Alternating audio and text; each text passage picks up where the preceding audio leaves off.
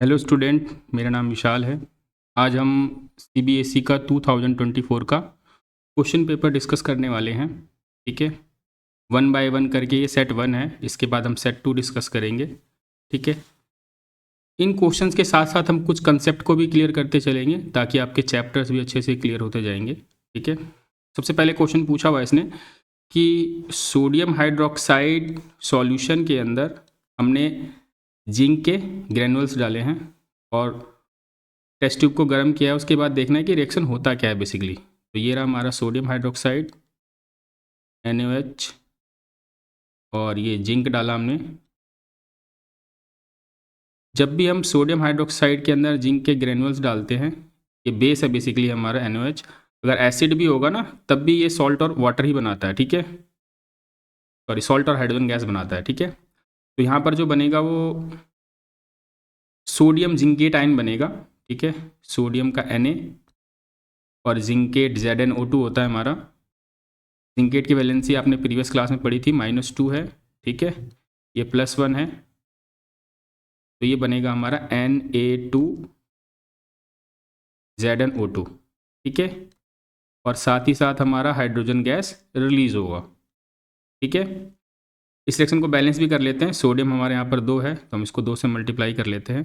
ठीक है, ये रिएक्शन हमारा बैलेंस हो चुका है प्रॉपर तरीके से। तो हम चेक करते हैं हमारा ऑप्शन क्या है। तो हमारा ऑप्शन इसका ऑप्शन बी। ठीक है, एक चीज़ और इसके साथ में देख लेंगे कि हाइड्रोजन गैस की अगर आपसे टेस्टिंग पूछ देता है, हाइड्रोजन गैस को टेस्ट कैसे करते हैं, तो it burn with pop sound. ठीक है, अगर हम कोई फ्लेम लेके जाएंगे तो ये पॉप साउंड के साथ बर्न होता है। ठीक है, अब बढ़ते हैं हम अपने नेक्स्ट क्वेश्चन पे।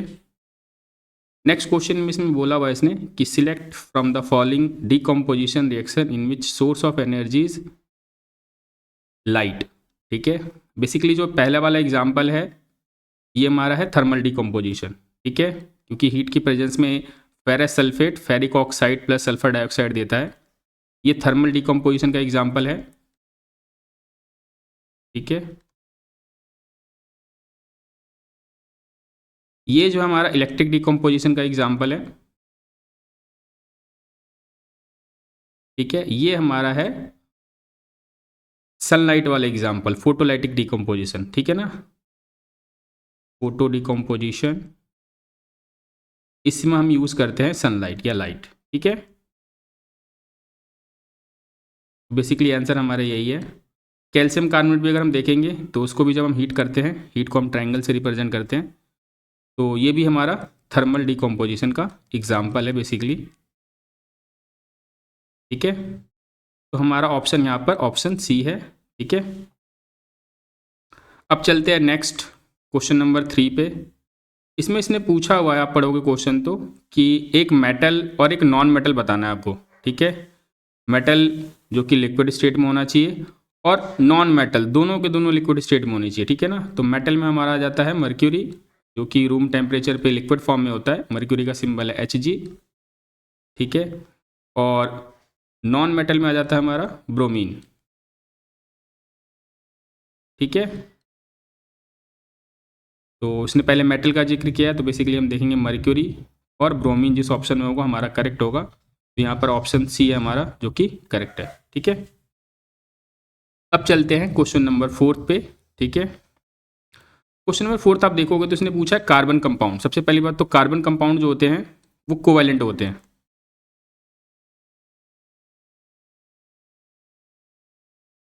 ठीक है, covalent compound sharing of electron से बनते हैं।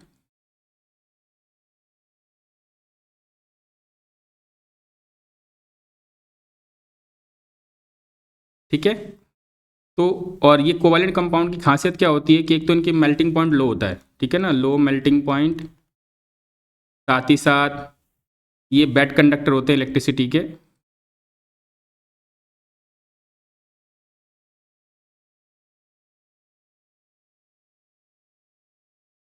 इसका जस्ट अपोजिट बिहेवियर दिखाता है हमारा आयनिक कंपाउंड, उसका मेल्टिंग पॉइंट हाई होता है और वो सॉलिड स्टेट में आयनिक कंपाउंड इलेक्ट्रिसिटी कंडक्ट नहीं करता है, बट मोल्टन स्टेट और एक्वस स्टेट में इलेक्ट्रिसिटी कंडक्ट करता है। ठीक है, क्योंकि उनके पास फ्री आयंस होते हैं मोल्टन और एक्वस स्टेट में। फिलहाल यहाँ पर कोवेलेंट कंपाउंड की बात हो रही है, तो हमें इसमें ढूंढना ऑप्शन कौन सा है, ठीक है। तो आप देखोगे कि इसमें लिखा हुआ है गुड कंडक्टर, जबकि हमने देखा कोवेलेंट कंपाउंड बैड कंडक्टर होते हैं, तो एक ये ऑप्शन, ठीक है, सेकेंड। और इनमें फोर्स बहुत कम होता है, वीक फोर्स होता है, ठीक है ना, जिसकी वजह से इनका मेल्टिंग पॉइंट लो होता है, तो हम देखेंगे इसमें वीक फोर्स वाला, ठीक है। तो सेकंड और फोर्थ हम ऑप्शन में चेक करते हैं किसके अंदर है, तो ये हमारा ऑप्शन सी, ठीक है, ऑप्शन सी हमारा करेक्ट है, इसी में हमारा दोनों ऑप्शन आ रहा है, ठीक है। अब चलते हैं हम नेक्स्ट क्वेश्चन पे, एक सेकेंड।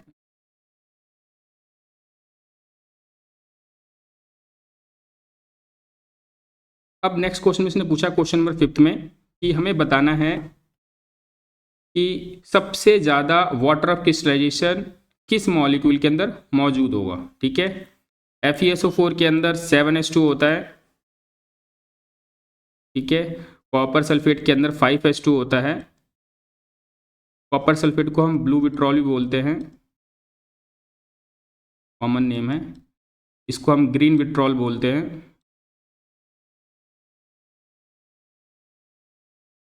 ठीक है। कैल्शियम सल्फेट 2H2O,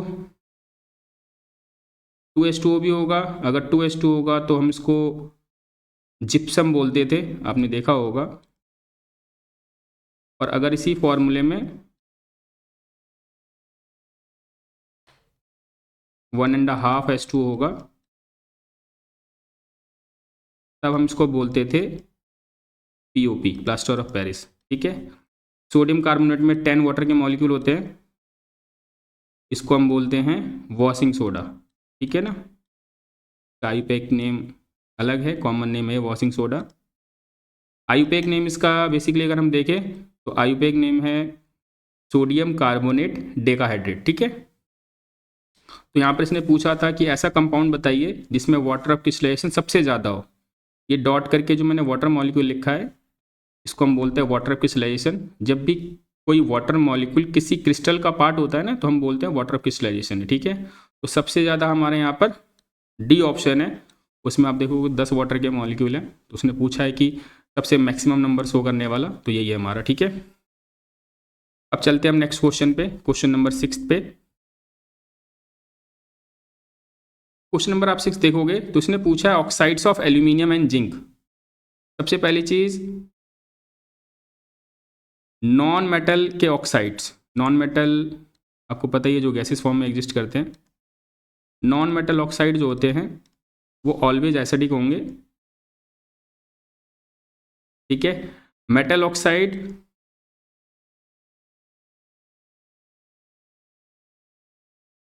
हमारे बेसिक होते हैं जनरली, जिसमें से कुछ मेटल ऐसे होते हैं जिनके ऑक्साइड्स एसिडिक और बेसिक दोनों होते हैं, उसको हम बोलते हैं एम्फोटेरिक ऑक्साइड, ठीक है ना।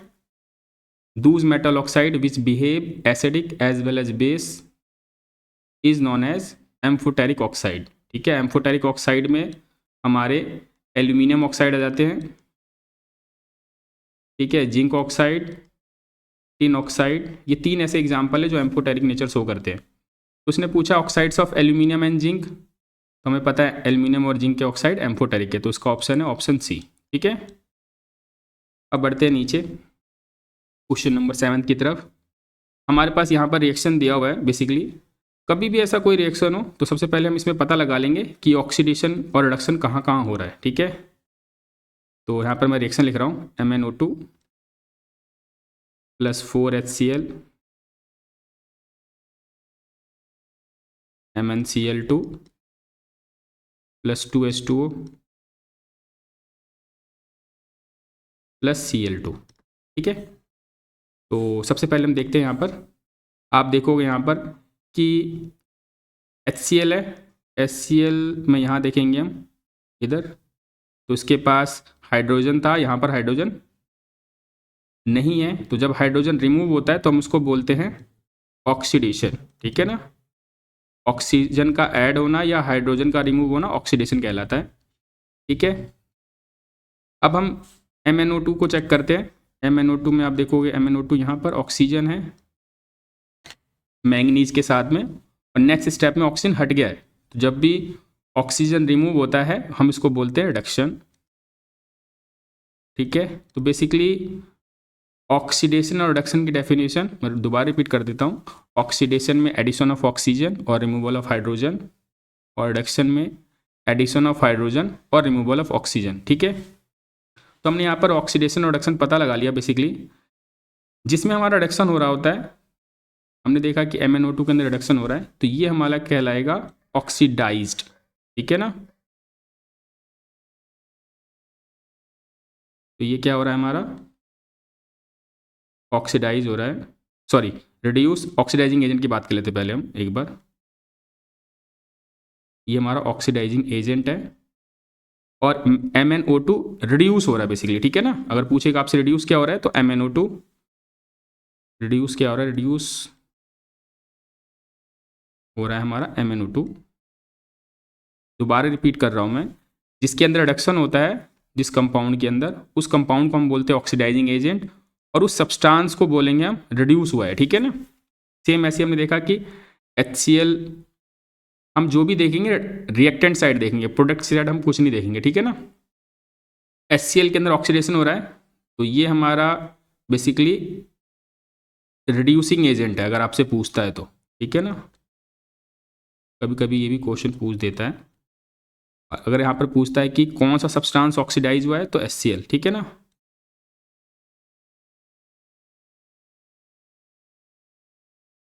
तो बेसिकली यहाँ पर इसने पूछा था, इसने ऑक्सीडाइजिंग एजेंट और रिड्यूस एजेंट की कहीं पर जिक्र नहीं किया हुआ इसने रिड्यूस और ऑक्सीडाइज पूछा है, तो रिड्यूस हो रहा है हमारा MnO2। ये रहा ऑप्शन डी, जो कि प्रॉपर तरीके से फिट बैठ रहा है।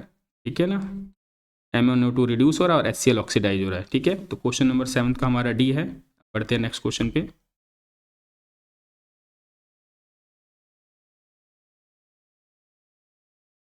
अब आते हैं क्वेश्चन नंबर 8 पे। ठीक है, क्वेश्चन नंबर 8 की अगर हम बात करते हैं, तो ये कह रहा है the sex of child is determined by what it inherited from mother. आपको पता है फीमेल के अंदर XX क्रोमोजोम्स होते हैं और मेल के अंदर XY क्रोमोजोम होता है। ठीक है, तो अगर हम पॉसिबिलिटीज़ देखेंगे, पहली पॉसिबिलिटीज़ क्या बनेगी हमारा, ठीक है ना, ये X वाला X के साथ जाएगा तो ये आएगा XX। ठीक है, या ये X अगर इस Y के साथ जाएगा तो ये आएगा XY। ठीक है, और अगर ये वाला X इसके साथ जाएगा XX, और यही X अगर इस वाले Y के साथ जाएगा तो XY। XX फीमेल को रिप्रेजेंट करता है और XY मेल को। तो हमने देखा यहाँ पर इस वाले क्रोमोजोम से फीमेल प्रोड्यूस होगी, इससे फीमेल, और इससे मेल, और इससे भी मेल। ठीक है, कभी कभी क्वेश्चन पूछ देता है। अब देखो यहाँ पर फीमेल भी 2 है और मेल भी 2 है, तो यहाँ पर बॉय या गर्ल होने के जो चांसेज है वो 50-50% है। ठीक है, तो बेसिकली जो जेंडर डिसाइड हो रहा है वो मेल डिसाइड कर रहा है। ठीक है, मदर डिसाइड नहीं कर रही है। ठीक है ना, तो लिखा है यहाँ पे the sex of child is determined by what is inherited from the mother, तो ये गलत है। ठीक है, सेकंड देखते हैं the sex of child is determined by what is inherited from father, तो ये एक सही ऑप्शन। ठीक है, हमें इसमें करेक्ट ऑप्शन चेक करना है। फिर लिख रहा है कि the probability of having a male child is more than that of female. हमने देखा अभी यहाँ पर चांसेस क्या थे, 50-50%, तो ये भी गलत है। ठीक है, चौथा option the sex of child is determined at the time of fertilisation. Yes, जब टाइम ऑफ फर्टिलाइजेशन होता है, जब जायगोट फॉर्मेशन होता है, तो मेल गैमेट और फीमेल गैमेट जब फ्यूज होते हैं तब हमारा सेक्स डिटर्मिनेशन होता है चाइल्ड का। ठीक है, तो ये दो ऑप्शन सही हैं, सेकंड और फोर्थ। हम देखते हैं सेकंड और फोर्थ किस ऑप्शन में है, तो ये ऑप्शन भी हमारा करेक्ट है। ठीक है, अब बढ़ते हैं क्वेश्चन नंबर 9 पे।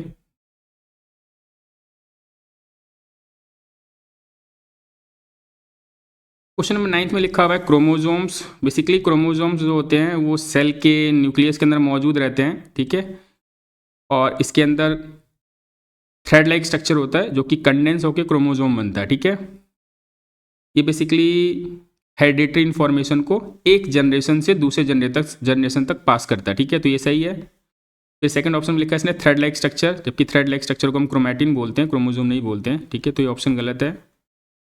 फिर कह रहा always exist in pair in human reproductive cell, ये भी गलत है। ठीक है, ये इसलिए गलत है क्योंकि मैं यहाँ पर लिख देता हूँ साइड में ताकि आपको अच्छे से समझ में आ जाएगा। ठीक है। क्रोमोसोम्स जो होते हैं वो पेयर में रिप्रोडक्टिव सेल के अंदर नहीं एग्जिस्ट करते हैं, ठीक है ना। ईच रिप्रोडक्टिव सेल के अंदर आपको पता है एक सेट एक सेल से आता था और एक सेट एक सेल से आता है, ठीक है ना। और उसके बाद ही हमारा वो जायगोट फॉर्मेशन होता है, ठीक है। तो यहाँ पर मैं लिख देता हूँ chromosome does not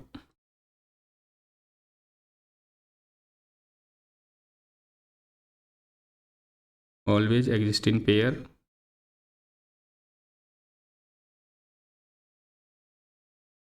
in human reproductive cell.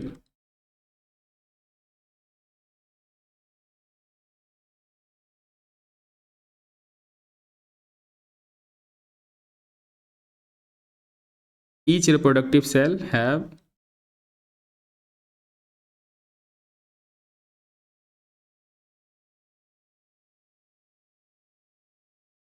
a cell contain only one set of chromosome.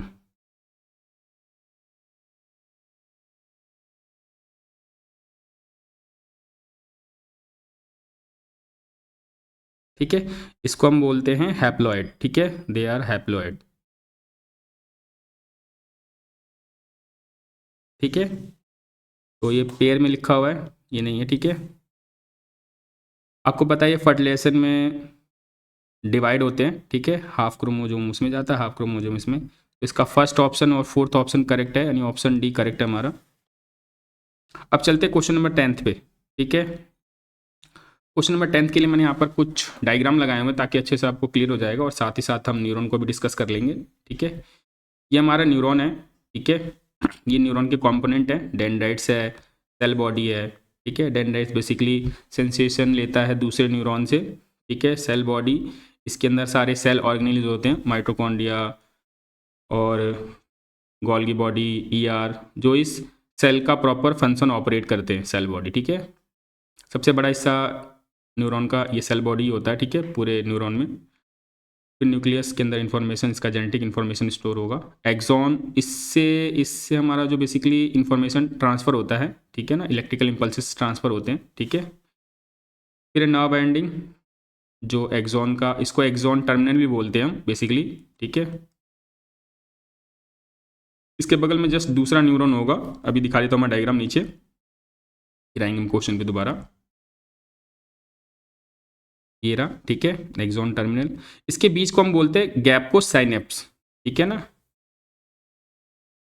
Synapse दो न्यूरॉन के, एक न्यूरॉन के एक्सॉन टर्मिनल और दूसरे न्यूरॉन के डेंड्राइट्स के बीच का गैप है, ठीक है।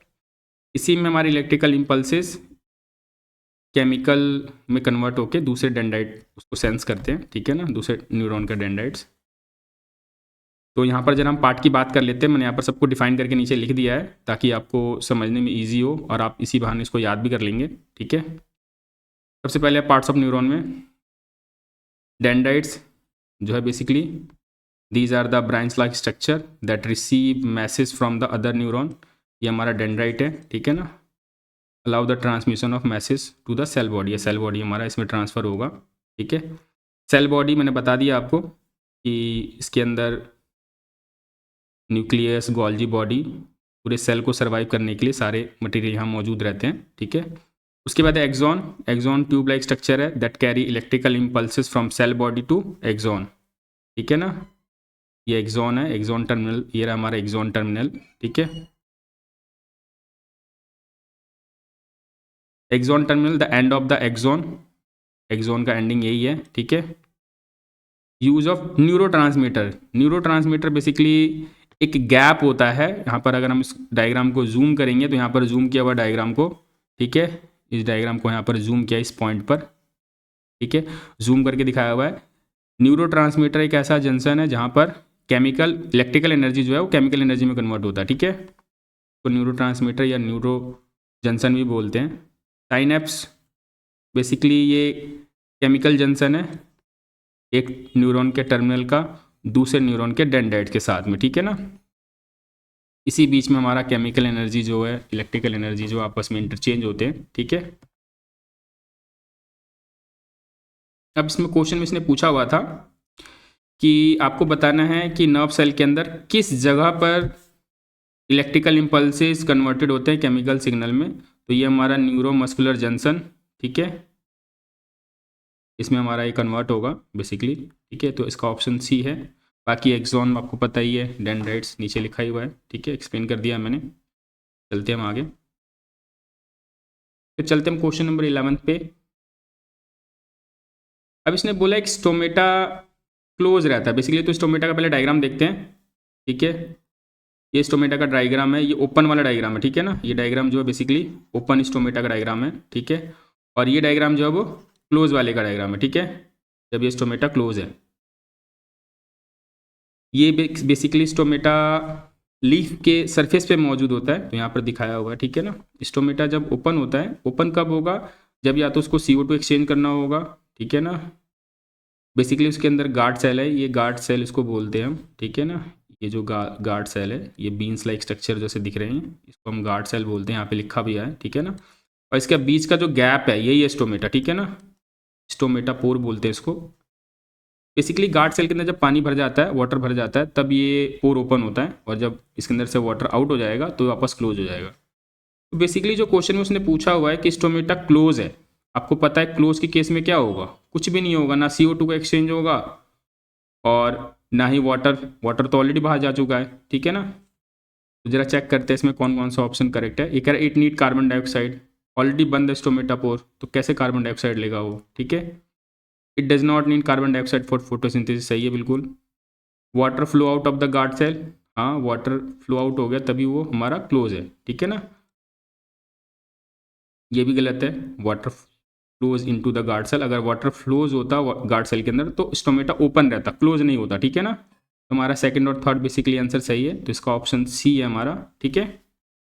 अब चलते हैं नेक्स्ट क्वेश्चन नंबर 12 पे। क्वेश्चन नंबर 12 पे ये डायग्राम नहीं बना हुआ, ठीक है ना। ये मैंने डायग्राम इसलिए बना दिया ताकि हमारा टाइम बचे और आपको अच्छे समझ में भी आ जाए, ठीक है। इसमें इसने पूछा at what distance from a convex lens should an object be place to get in a image of same size. आपको पता है कि 2f पे रखने पे हमारा जो ऑब्जेक्ट का साइज और इमेज का साइज दोनों सेम होता है। तो यहाँ पर जो हमारा ऑप्शन है बेसिकली ऑप्शन सी है, at twice the focal length, क्योंकि आपको पता है फोकल लेंथ का ये जो होता है वो ट्वाइस होता है। इसी केस में हमारा जो ऑब्जेक्ट का साइज और इमेज का साइज सेम रहेगा। इसने पूछा यहाँ पर कि ऑब्जेक्ट और इमेज का साइज सेम होना चाहिए स्क्रीन पे, ठीक है ना। बेसिकली ये इमेज जो है वो रियल इमेज है और रियल इमेज स्क्रीन पे ऑब्टेन करते हैं हम, वर्चुअल इमेज को स्क्रीन पे ऑब्टेन नहीं कर सकते हैं, ठीक है। इसका ऑप्शन सी है। अब चलते हैं नेक्स्ट क्वेश्चन पे, क्वेश्चन नंबर 13 पे।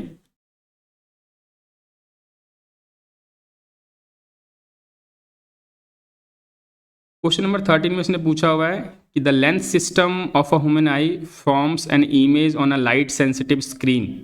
यहाँ पर स्क्रीन की बात कर रहा है बेसिकली, ठीक है। वो स्क्रीन है रेटिना, ठीक है, रेटिना पे इमेज बनता है। और उस आपको पता है जब भी किसी स्क्रीन पर कोई इमेज बनता है उसका नेचर क्या होता है, रियल एंड इन्वर्टेड। तो कभी कभी पूछ देगा कि हमारे आंखों पर जो इमेज बनता है बेसिकली उसका नेचर बताइए, तो रियल एंड इन्वर्टेड, ठीक है। इसका ऑप्शन ऑप्शन डी है। बाकी के भी फंक्शन बता देता हूँ मैं। कॉर्निया जो है वो आउटर पार्ट है आई का, यहाँ पर मोस्ट रिफ्रैक्शन होता है। सिलेरी मसल बेसिकली लेंस के मूवमेंट को कंट्रोल करता है। ऑप्टिक नर्व बेसिकली उस इंफॉर्मेशन को ट्रांसफर करता है हमारे ब्रेन तक, ठीक है। तो इसका ऑप्शन रेटिना है, ठीक है। रेटिना स्क्रीन को बोलते हैं लाइट सेंसिटिव स्क्रीन, जहां पर हमारा इमेज फॉर्म होगा बेसिकली। अब चलते हैं क्वेश्चन नंबर 14 पे। क्वेश्चन नंबर 14 में आप देखोगे तो इसने बोला the pattern of the magnetic field produce inside a current carrying solenoid. तो ये रहा हमारा सोलेनॉइड, ठीक है। और आप जब डायग्राम को देखोगे बेसिकली इनसाइड पूछा उसने, तो ये रहा। तो हम अंदर अगर देखेंगे तो पैरेलल लाइन है बेसिकली, और ये parallel line uniform magnetic field को रिप्रेजेंट करते हैं। कभी कभी आपसे क्वेश्चन पूछ देगा कि यूनिफॉर्म मैग्नेटिक फील्ड को ड्रॉ कीजिए, ठीक है, या सोलेनॉइड के अंदर किस तरीके का मैग्नेटिक फील्ड मौजूद था वो बताइए, ठीक है ना। तो यूनिफॉर्म मैग्नेटिक फील्ड, और इसका अंदर डायग्राम ये है, ठीक है ना। तो इसलिए इसका ऑप्शन क्या है हमारा, ऑप्शन ए, ठीक है ना। इनसाइड सोलिनॉइड इसने पूछा हुआ है। क्वेश्चन नंबर 14 के बाद हम चलते हैं क्वेश्चन नंबर 15 पे, ठीक है। क्वेश्चन नंबर 15 में इसने पूछा हुआ है identify the food chain in which the organism of the second trophic level are missing, ठीक है। तो सेकेंड ट्रॉपिक लेवल में आप देखोगे, चेक करोगे तो टाइगर, ग्रास, स्नेक, फ्रॉग, ठीक है। स्नेक और फ्रॉग को खाने वाले जो ऑर्गेनिज्म है वो गायब है इसमें, ठीक है ना। तो ये ऑप्शन सी है हमारा, ठीक है। अब चलते हैं नेक्स्ट क्वेश्चन नंबर 16 में। क्वेश्चन नंबर 16 में इसने पूछा हुआ है कि जो ये ऑर्गेनिज्म मेंशन है उसमें मल्टीपल फ्यूजन किस में होता है। तो मैंने यहाँ पर सबको मेंशन कर दिया बेसिकली कि ईस्ट के अंदर क्या होता है, ईस्ट के अंदर बडिंग होता है, ठीक है ना, नीचे लिखा हुआ है, ठीक है। लिस्मानिया के अंदर बाइनरी फ्यूजन होता है, ठीक है। पैरामीशियम के अंदर बाइनरी फ्यूजन होता है, नीचे लिखा हुआ है, यहाँ पे लिख दिया है। और प्लाज्मोडियम के अंदर मल्टीपल फ्यूजन होता है। तो बेसिकली इसने पूछा था मल्टीपल फ्यूजन, तो मल्टीपल फ्यूजन हमारा प्लाज्मोडियम के अंदर है, ठीक है। अब चलते हैं क्वेश्चन नंबर 17 पे। क्वेश्चन नंबर 17 में आप देखोगे तो इसने पूछा असर्शन में hydrogen gas is not evolve when zinc react with nitric acid. हाँ, नाइट्रिक एसिड एक स्ट्रॉन्ग ऑक्सीडाइजिंग एजेंट है, ठीक है। HNO3 is a strong oxidising agent. ये बेसिकली क्या करता है कि हमें पता है कि मेटल को जो हम एसिड में डालते हैं तो उसको बनना चाहिए था मेटल नाइट्रेट और हाइड्रोजन गैस, ठीक है। ऑक्सीडाइजिंग एजेंट का मतलब होता है वो किसी को भी ऑक्सीजन सप्लाई कर सकता है। तो ये हाइड्रोजन क्या करेगा, टिकने नहीं देगा, ये हाइड्रोजन को कन्वर्ट कर देगा H2O में, क्योंकि ऑक्सीडाइजिंग एजेंट है तो इसमें ऑक्सीजन सप्लाई कर देगा, ठीक है। इसको ऑक्सीडाइज कर देगा और सेल्फ रिड्यूस हो जाएगा, ठीक है। तो लिख रहा है hydrogen gas is not evolve when zinc react with nitric acid. Yes, सही है, ठीक है। ये बेसिकली नाइट्रिक एसिड कुछ एलिमेंट है जिनके साथ रिएक्ट कराने पे हाइड्रोजन गैस दे देता है, ठीक है ना। बाकियों के साथ हाइड्रोजन गैस नहीं देगा, बाकियों में वो हाइड्रोजन को वाटर में कन्वर्ट कर देगा। जिन मेटल के साथ ये हाइड्रोजन गैस देता है उसका नाम है मैंगनीज, कभी कभी पूछ देगा, ठीक है ना, और मैग्नीशियम। इसके साथ अगर रिएक्ट कराते हैं तो ये हाइड्रोजन ही देगा, उस केस में हाइड्रोजन को ये वाटर में कन्वर्ट नहीं कर पाएगा, ठीक है। अब ये लिख रहा है यहाँ पर, इसका रीजन भी सही है, nitric acid is oxidise the hydrogen gas reduce to water and itself get reduced, ठीक है। तो इसका असर्शन भी ट्रू है और रीजन भी ट्रू है, ठीक है। दोनों के दोनों ऑप्शन हमारे करेक्ट है। तो इसका ऑप्शन हो जाएगा हमारा option A, assertion is true और reason is a correct explanation of assertion, ठीक है। अब चलते हैं क्वेश्चन नंबर 18 पे। ये कह रहा है accumulation of harmful chemical is maximum in the organism at the highest trophic level of food chain, ठीक है। तो आपको पता है कि इसको बोलते हैं बायोमैग्निफिकेशन, बेसिकली इस डेफिनेशन को बोलते हैं बायोमैग्निफिकेशन। एक ट्रॉपिक लेवल से दूसरे ट्रॉपिक लेवल तक केमिकल का पास ऑन होना, ठीक है, या बायो एम्प्लीफिकेशन भी बोलते हैं इसको, ठीक है। Accumulation of harmful chemical transfer from lower trophic level to higher trophic level, ठीक है। ये है बायोमैग्निफिकेशन की डेफिनेशन, ठीक है। तो असर्शन तो ट्रू है। फिर लिख रहा है harmful chemicals are spread on the crops to protect them from disease and pest, ठीक है।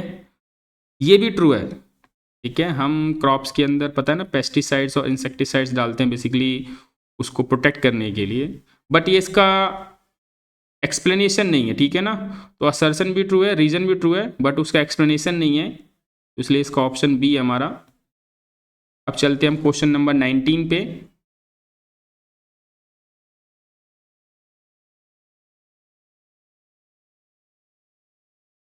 क्वेश्चन नंबर 19 में आप देखोगे तो यहाँ पे लिखा हुआ the rate of breathing in aquatic organism is much faster than terrestrial organism. ये इसलिए होता है क्योंकि वाटर के अंदर जो डिजॉल्व ऑक्सीजन होता है वो बहुत कम होता है एज कंपेरिजन टू लैंड, ठीक है ना। तो इसलिए rate of breathing aquatic organism का वो फास्टर होता है, वो जल्दी जल्दी सांस लेते हैं, ठीक है ना। तो असर्शन ट्रू है, ठीक है। फिर कह रहा था amount of oxygen dissolve in water is very high, ये गलत लिखा हुआ है, ठीक है ना, जबकि कम होता है। तो असर्शन ट्रू और रीजन फॉल्स है, ठीक है। इसलिए इसका ऑप्शन जो है वो ऑप्शन सी है, ठीक है। अब चलते क्वेश्चन नंबर 20 पे। क्वेश्चन नंबर 20 में इसने लिखा हुआ है the rainbow is a natural phenomenon या natural spectrum of sunlight in the sky. ये ट्रू है, आपको पता ही है कि बेसिकली सनलाइट जब वाटर ड्रॉपलेट्स पे पड़ता है तब वो 7 कलर में उसको कन्वर्ट कर देता है, उसको विब्ग्योर बोलते हैं। तो ये तो ट्रू है, ठीक है। तो लिखा है rainbow is form in the sky when sun is over head and water droplets are also present in air, जबकि अपोजिट साइड होना चाहिए सन, ठीक है ना। तो ये गलत है, असर्शन ट्रू है और रीजन फॉल्स है, ठीक है। इसका हो जाएगा हमारा ऑप्शन सी। अब चलते हैं क्वेश्चन नंबर 21 पे, ठीक है। क्वेश्चन नंबर 21 पे इसने पूछा है name the type of chemical reaction in which calcium oxide react with water. तो कैल्शियम ऑक्साइड का आपको पता है फॉर्मूला क्या होता है, CaO, वाटर के साथ रिएक्ट कर रहा है। ये बेसिकली वो चूने वाला रिएक्शन है, ठीक है ना, वाइट वॉश वाला रिएक्शन है। इसको जब हम इसके अंदर डालते हैं तो ये बनता है कैल्शियम हाइड्रोक्साइड प्लस एनर्जी, ठीक है ना।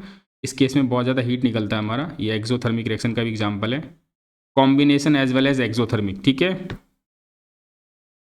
इस रिएक्शन को बैलेंस करना है, ठीक है। ये रिएक्शन ऑलरेडी बैलेंस है। ने लिखा name the type of chemical reaction, तो हम लिख देंगे इसमें कॉम्बिनेशन रिएक्शन, ठीक है, combination as well as exothermic.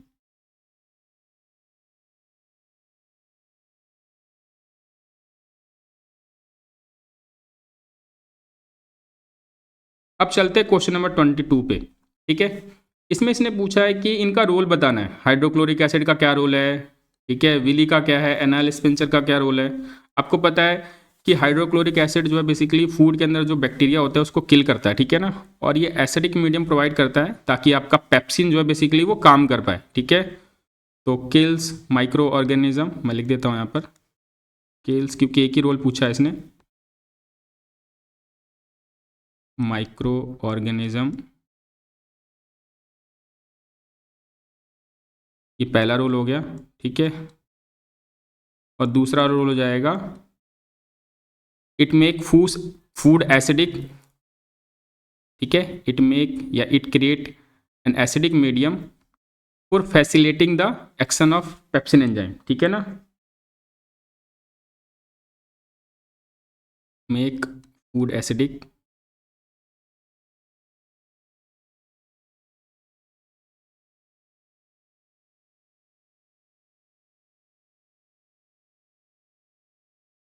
For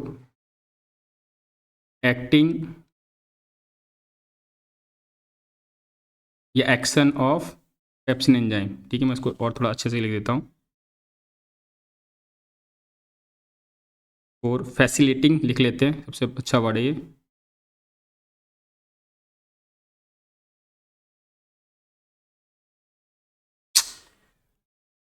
बार बार इधर हो जा रहा है, सॉरी।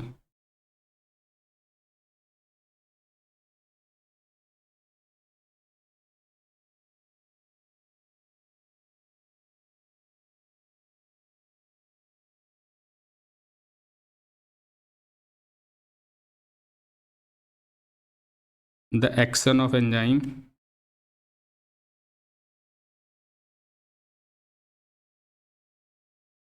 ठीक है। फिर हमारा विली का रोल पूछ रहा है। आप इसमें किसी भी एक रोल लिख सकते हो, जरूरी नहीं कि दो ही रोल लिखोगे आप, ठीक है। विली आपको पता है ना, सरफेस एरिया इंक्रीज कर देता है for absorption of digestion food, ठीक है ना। तो increase surface area, villi basically small intestine और लार्ज इंटेस्टाइन दोनों में मौजूद रहता है। स्मॉल इंटेस्टाइन में आपको पता है न्यूट्रिएंट एब्जॉर्ब होते हैं और लार्ज इंटेस्टाइन में वाटर और सॉल्ट, ठीक है। Increase surface area for absorption, ठीक है ना, सरफेस एरिया फॉर एब्जॉर्प्शन। पढ़ाते पढ़ाते मेरा गला सूख गया, इसकी वजह से कभी कभी बीच बीच में अटक जा रहा हूँ मैं। अब आते हैं एनाल स्पिंचर, ठीक है। ये बेसिकली वेस्ट का एग्जिट कराता है, ठीक है ना, exit of waste material from anus, और ये रेगुलेट करता है, जहाँ जहाँ स्पिंचर होंगे ना वो बेसिकली रेगुलेट करेगा मटेरियल को वहाँ पर, ठीक है ना। Exit of waste material from NS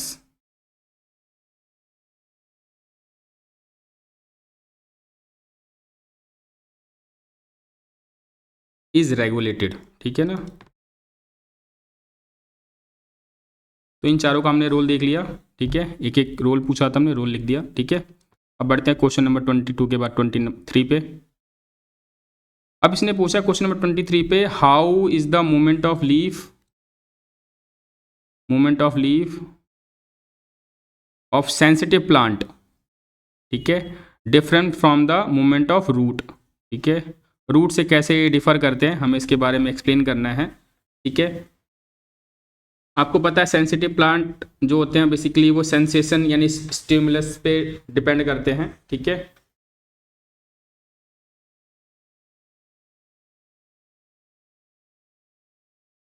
अच्छा एक चीज़ और, इसमें लाइपेज का भी रोल है ना, सॉरी मैं लाइपेज का रोल लिखना भूल गया।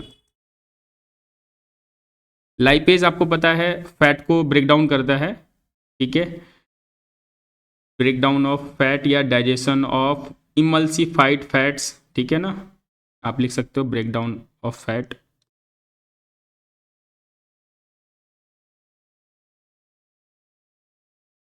ब्रेक डाउन या डाइजेशन ऑफ इमल्सिफिकेशन फैट, ये लिख लो, ठीक है, या डाइजेशन ऑफ इमल्सिफिकेशन फैट या इमल्सिफाइड फैट, ठीक है। फिर आते हैं क्वेश्चन नंबर 23 पे। इसने पूछा हुआ यहाँ पर कि movement of leaf of sensitive plant कैसे मूवमेंट ऑफ रूट से अलग है, ठीक है। यहाँ पर हम ऊपर लिख लेंगे movement of leaf of sensitive plant, difference बताना है क्योंकि, ठीक है, movement of leaves of a sensitive plant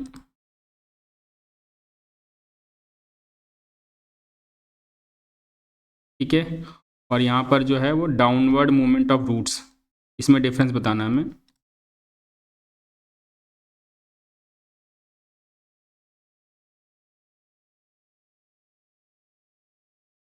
तो बेसिकली अगर हम पहला पॉइंट देखेंगे तो आपको पता है कि ये स्टिमुलाई टच के लिए होगा, ठीक है, स्टिमुलाई, क्योंकि हम टच करेंगे तो उस हिसाब से वो अपना एक्शन क्रिएट करेगा, ठीक है ना, स्टिमुलस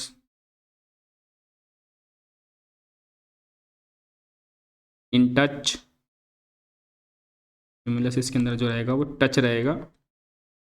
इसके अंदर जो मूवमेंट है रूट्स की वो बेसिकली ग्रेविटी के हिसाब से होगा, ठीक है, तो यहाँ पर स्टिमुलस जो है वो ग्रेविटी रहेगा, क्योंकि आपको पता है ग्रेविटी ही रूट को डाउनवर्ड खींचती है, ठीक है ना।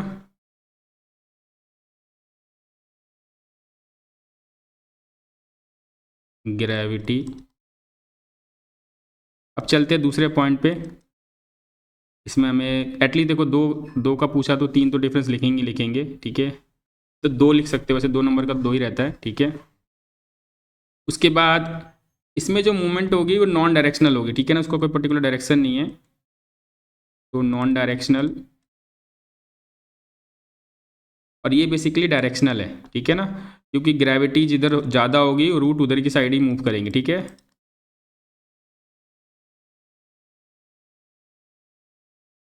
अगर तीसरा डिफरेंस पूछता है तो तीसरा डिफरेंस भी लिख देंगे, ठीक है। इसमें ग्रोथ इन्वॉल्वमेंट नहीं रहती है, लीफ अप कोई ग्रोथ नहीं करेगा स्टिमुलस से, ठीक है, वो अपने आप ही ग्रो करेगा, ठीक है, तो no growth is involve in movement,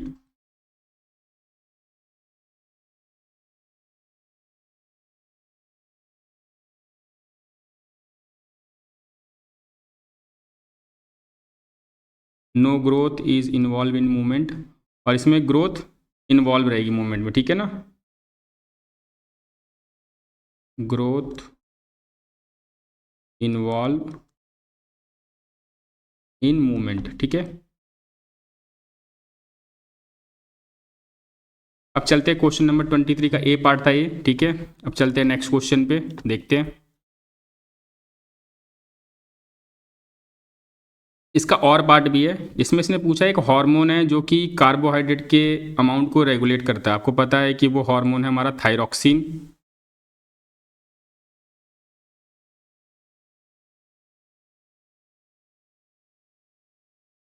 ठीक है, थायरॉक्सिन हार्मोन है। और जो इसने पूछा है कौन सा हार्मोन था, हमने हार्मोन का नाम लिख दिया है। फिर पूछ रहा है उस ग्लैंड का भी नाम बताना है, हार्मोन के साथ साथ ग्लैंड का भी नाम बताना है, ठीक है। तो आपको पता है ये थायरॉयड ग्लैंड है, ठीक है।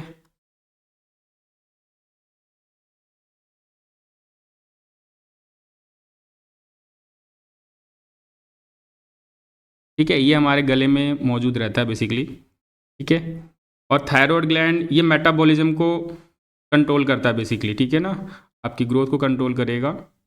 अगर किसी में थायरॉक्सिन हार्मोन ज़्यादा है तो वो एकदम से फूल जाते हैं लोग, ठीक है ना, कम खाने पर भी। और किसी में थायरॉक्सिन कम, मतलब थायरॉक्सिन हार्मोन कम बनता है तो एकदम से पतले हो जाते हैं। तो लो थायरॉयड और हाई थायरॉयड भी होता है, ठीक है। इसको बेसिकली ट्रिगर करता है आयोडीन। अगर आयोडीन होगा तभी ये हार्मोन बनेगा, ठीक है। अगर ये आयोडीन नहीं होगा तो ये हार्मोन नहीं बनता। उस केस में ग्लैंड में इशू आ जाता है, तो गले में स्वेलिंग हो जाती है, उसको हम बोलते हैं गॉइटर, ठीक है। तो ये पूछ रहा है कि वाई इट इज़ नेसेसरी या important for us to have iodise salt. तो लिखेंगे iodise salt is necessary for thyroid gland to make thyroxine hormone, ठीक है। Iodine is necessary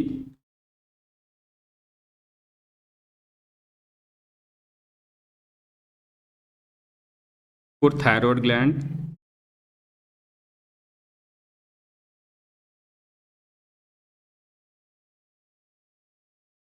to make thyroxine hormone, ठीक है।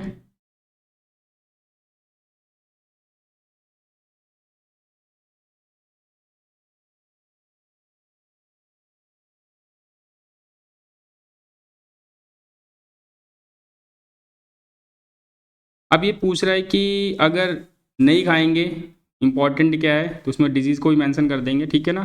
Deficiency of iodine in our diet is cause goitre.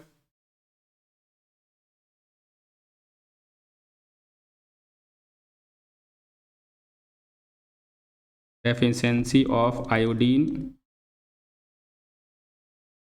In our diet, पता ना हमें कहाँ से मिलता है आयोडीन, नमक से, जो कि हमारा बेसिक नीड है।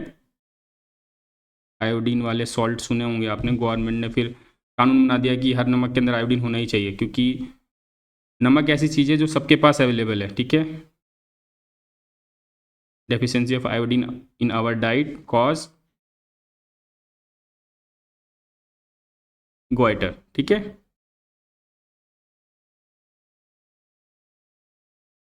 अब बढ़ते हैं क्वेश्चन नंबर 24 पे। अगर आपको इसमें से कोई क्वेश्चन समझ में नहीं आया तो आप कमेंट भी कर सकते हो, ठीक है। तो मैं आपके कमेंट को पढ़ते हुए बाद में एक क्लास रख दूंगा लाइव, जिसके जो डाउट होंगे, ठीक है।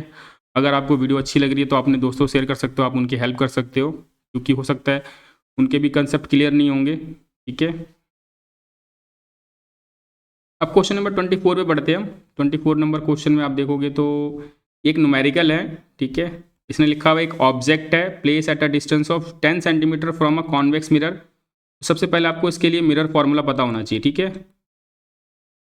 मिरर फार्मूला हमारा होता है 1/f 1/v प्लस 1/u। देखिए, अगर आप वीडियो अच्छे से देखेंगे, मेरे साथ मेहनत करेंगे, तो मैं गारंटी देता हूँ कि इस 15 या 20 दिन में मैं आपको उस लेवल तक पहुँचा दूँगा। अगर आपका बेसिक अच्छा है तो आप 80 to 90 नंबर आराम से स्कोर कर सकते हैं, ठीक है। और कुछ बच्चे ऐसे उन्होंने बिल्कुल ही नहीं पढ़ा है, तो एटलीस्ट ये है कि 60-70 मार्क्स तो आ ही जाएंगे, ठीक है ना। तो आप वीडियो को बहुत ध्यान से देखेंगे। मैं डेली एटलीस्ट एक एक पेपर अपलोड करता जाऊंगा, ठीक है। सेट 1 है ये, इसके बाद सेट 2, सेट 3, सेम ऐसे ही मैथ के लिए भी। तो आप 15-20 दिन सब कुछ भूल कर अच्छे से एफर्ट डालिए, ठीक है, ताकि पीछे जो भी हुआ उसको आप रिकवर कर पाए यहाँ पर। बेसिकली यहाँ पर ये मिरर फार्मूला है कॉन्वेक्स मिरर का, ठीक है। मिरर फार्मूला मेंशन है यहाँ पर, मिरर लिखा हुआ है, तो हम मिरर फार्मूला इस्तेमाल करेंगे, ठीक है। ये हमारा मिरर फार्मूला। इसमें इसने लिखा है कि ऑब्जेक्ट जो है वो 10 सेंटीमीटर के डिस्टेंस पर है, ठीक है। तो हम लेते हैं u, हमेशा ऑब्जेक्ट डिस्टेंस जो रहता है वो नेगेटिव ही रहता है, चाहे वो लेंस हो चाहे वो मिरर हो, ठीक है। फिर कह रहा है फोकल लेंथ 15 सेंटीमीटर है, ठीक है। कॉन्वेक्स मिरर में अगर हम फोकल लेंथ की बात करें तो कॉन्वेक्स मिरर का फोकल लेंथ पॉजिटिव होता है और कॉनकेव मिरर का नेगेटिव होता है, ठीक है। तो यहाँ पर कॉन्वेक्स मिरर मेंशन है तो यहाँ पर हम फोकल लेंथ पॉजिटिव लेंगे, ठीक है। अब इसने पूछा है find the position of image, यानी हमें वी निकालना है, ठीक है। बेसिकली इस फॉर्मूले में, मिरर फॉर्मूले में, एफ हमारा फोकल लेंथ था, वी हमारा इमेज डिस्टेंस था और यू हमारा ऑब्जेक्ट डिस्टेंस था। तो लगाते हैं फॉर्मूला।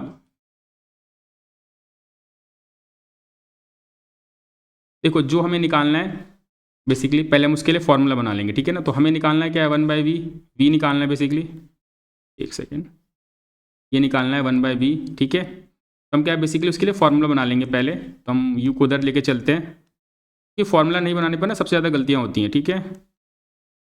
ये बन गया हमारा फॉर्मूला, ठीक है। वैल्यू डालते हैं इसके अंदर, एक बार और लिख देता हूँ मैं formula, 1/f minus 1/u। F है हमारा 15 सेंटीमीटर प्लस का, माइनस ऑब्जेक्ट डिस्टेंस हमारा नेगेटिव है। देखो कभी भी नेगेटिव हो ना तो आप ब्रैकेट लगाना, ताकि गलती होने के चांसेस सबसे कम हो जाते हैं, ठीक है। 1/15, फिर माइनस माइनस प्लस, इस पूरे का एलसीएम 15 सॉरी 30 आएगा एलसीएम, एक सेकेंड,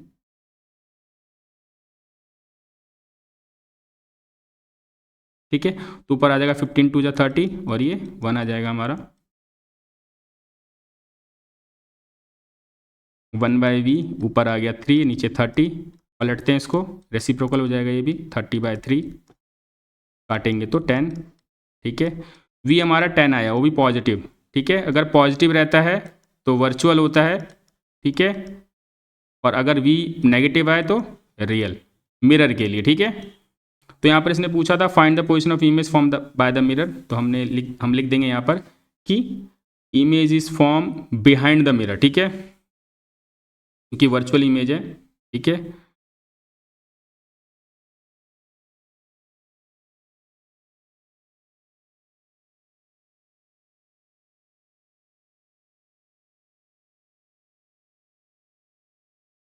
यहाँ लिख देंगे, ठीक है ना।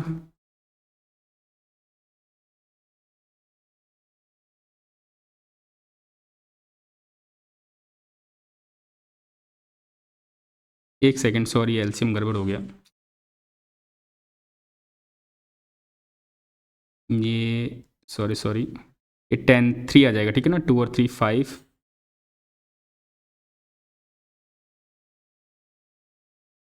सॉरी,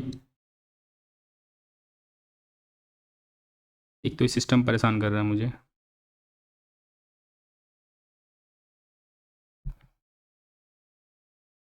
कहाँ गया हमारा क्वेश्चन, एक सेकेंड,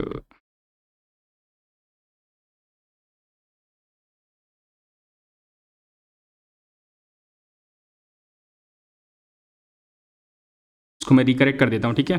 इस पूरे का एलसीएम 30 आया था, 15 2 जा 30, 3 10 30, ठीक है ना। तो 2 और 3 5/30, रेसिप्रोकल करेंगे तो 30/5, काटेंगे तो 6, तो ये आ गया 6 सेंटीमीटर, ठीक है। तो image is form behind the, यहाँ पे पॉजिटिव साइन लगा लेंगे, ठीक है ना, ध्यान रखना, image is form behind the mirror, ठीक है, क्योंकि वर्चुअल इमेज है और अगर रियल इमेज होता तो फ्रंट में बनता, ठीक है ना। अब चलते हैं नेक्स्ट क्वेश्चन पे, ठीक है।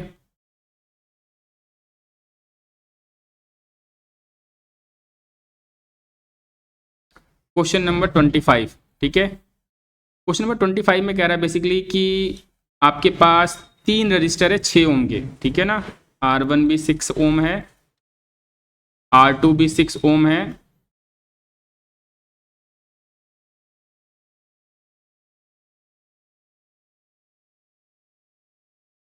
और R3 भी 6 ओम है, ठीक है। अब हमें इसको ऐसे कनेक्ट करना है कि जो टोटल रेजिस्टेंस है कॉम्बिनेशन का वो 9 ओम आना चाहिए, ठीक है ना। तो हम देखेंगे इसको कैसे कनेक्ट करें कि टोटल रेजिस्टेंस हमारा 9 ओम आए, ठीक है। तो आप चाहो तो इसको स्टेटमेंट के फॉर्म में भी लिख सकते हो। मैं पहले डायग्राम बना देता हूँ फिर आपको समझा देता हूँ, ठीक है। एक रेजिस्टेंस को ऐसे,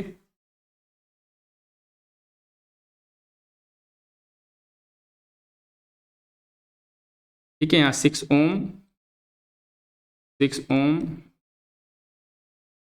6 ओम यहाँ पे लिख देंगे। स्टेटमेंट के फॉर्म में भी लिख देता हूँ मैं और उसके फॉर्म में भी लिख देता हूँ, ठीक है, कि when 6 ohm resistance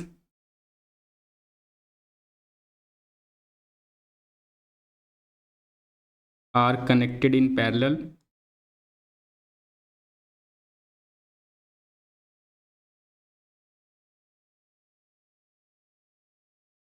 and the third resistance, अगर ये थर्ड है हमारा R3 R1 और R2, ठीक है, एंड थर्ड रेजिस्टेंस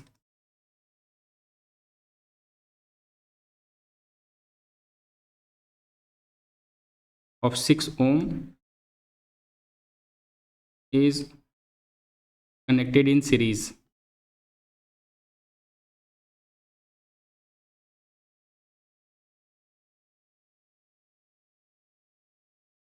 ठीक है, कॉम्बिनेशन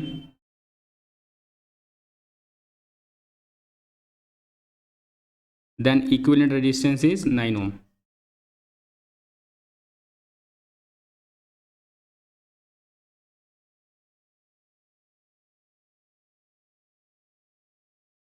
मैं इसको समझा देता हूँ, इसको दिखाएंगे कैसे, ठीक है। स्टेटमेंट लिख दिया आपने, चल जाएगा स्टेटमेंट। अगर आपको शो करना हो तो मैं शो करके भी दिखा देता हूँ, ठीक है, कि सच में 9 ओम आ भी रहा है कि नहीं आ रहा है, ठीक है। तो जैसे हमारा डायग्राम था,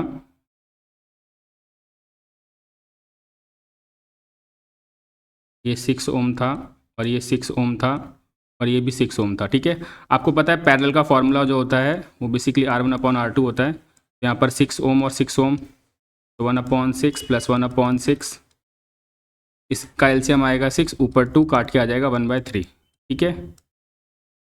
इसको पलटेंगे तो ये आ जाएगा 3 ओम, हमारा आरपी आ गया 3, ठीक है ना। अब ये आरपी और ये सीरीज में है, ठीक है, तो आरपी + 6 ओम ये सीरीज़ का आ जाएगा। आरपी हमारे पास 3 है और ये 6 है, ठीक है, तो ये आ गया 9 ओम। अगर आपने स्टेटमेंट फॉर्म में लिख दिया तो आपको यहाँ पर दिखाने की ज़रूरत नहीं है, ठीक है, स्टेटमेंट से भी हमारा काम चल सकता है, ओके है। अब बढ़ते हैं हम नेक्स्ट क्वेश्चन पे।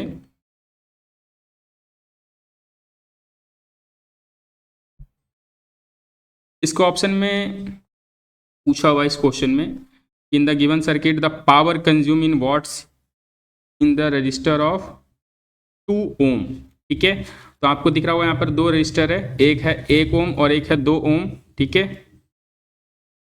पहले तो यहाँ पर हम टोटल रेजिस्टेंस पता लगा लेंगे, ठीक है।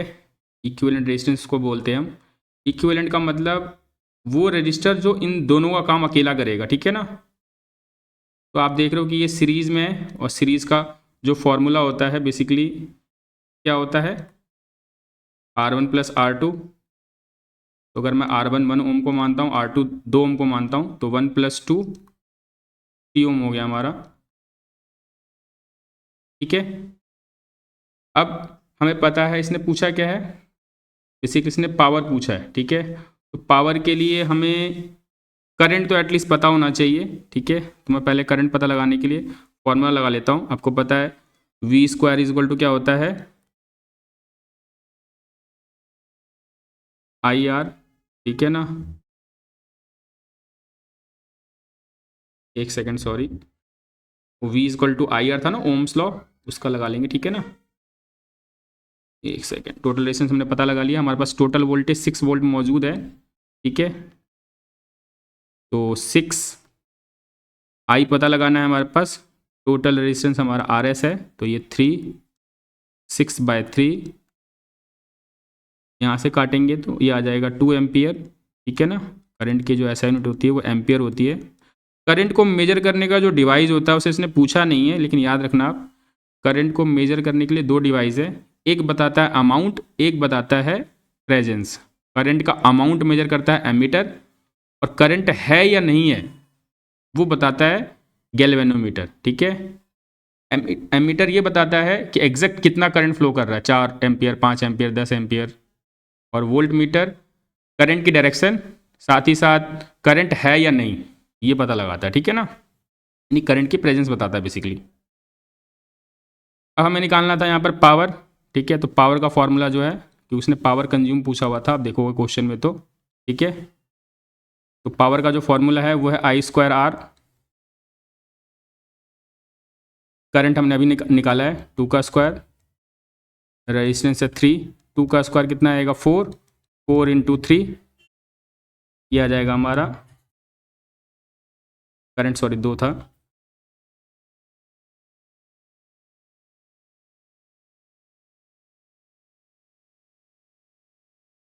एक सेकेंड।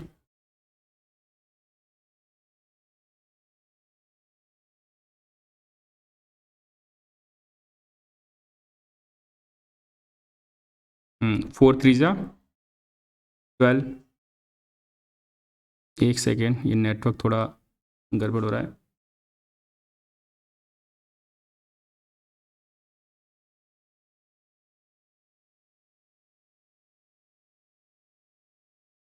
ट्वेल्व वॉट,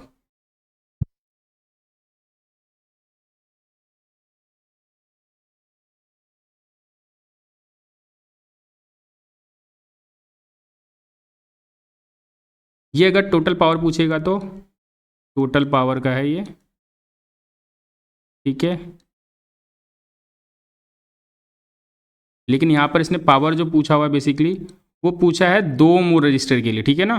तो 2 ओम के लिए सिर्फ हम रेजिस्टेंस की वैल्यू 2 ही यूज़ करेंगे, ठीक है। ये एक्स्ट्रा है हमारा, power is equal to I²R। I है हमारे पास 2 का स्क्वायर, और उसने पावर पूछा था 2 ओम के लिए, तो यहाँ पर 2 से मल्टीप्लाई कर लेंगे, तो 2 का स्क्वायर 4, 4 इंटू 2 8 वॉट, ठीक है। तो बेसिकली हमारा यहाँ पर पावर आ गया है जो उसने क्वेश्चन में पूछा हुआ है 8 ओम, ठीक है ना। अब चलते हैं आगे। आपको वीडियो कैसी लग रही है उसमें कमेंट कर दीजिएगा, क्योंकि आप कमेंट करेंगे तो मुझे लगेगा अगर कुछ गलती है या कुछ चीज़ें हैं तो उसको मैं और इम्प्रोवाइज़ कर सकता हूँ। अब आते हैं क्वेश्चन नंबर 26 पे। क्वेश्चन नंबर 26 के फर्स्ट पे बोल रहा है ये 2 magnetic field lines do not intersect each other, why. ये क्वेश्चन काफ़ी इंपॉर्टेंट है, ये बार बार रिपीट होता है मैग्नेट वाले चैप्टर से, ठीक है, कि मैग्नेटिक फील्ड लाइन एक दूसरे को इंटरसेक्ट क्यों नहीं करती हैं, ठीक है। अगर वो इंटरसेक्ट करेंगे ना तो उस पॉइंट पे 2 टेंजेंट पॉसिबल होंगे जो कि उस फोर्स को पता लगा रहे होंगे, जो कि पॉसिबल ही नहीं है, ठीक है ना। किसी भी एक पॉइंट पर 2 डायरेक्शन पॉसिबल ही नहीं है, ठीक है। तो यहाँ पर मैं लिख देता हूँ, if they intersect, first part का answer, if they intersect then at the point of intersection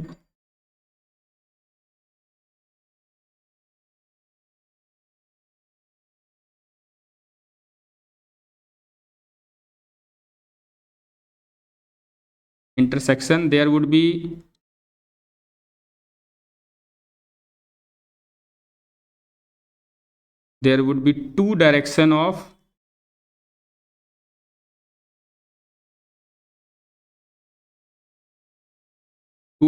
of magnetic field,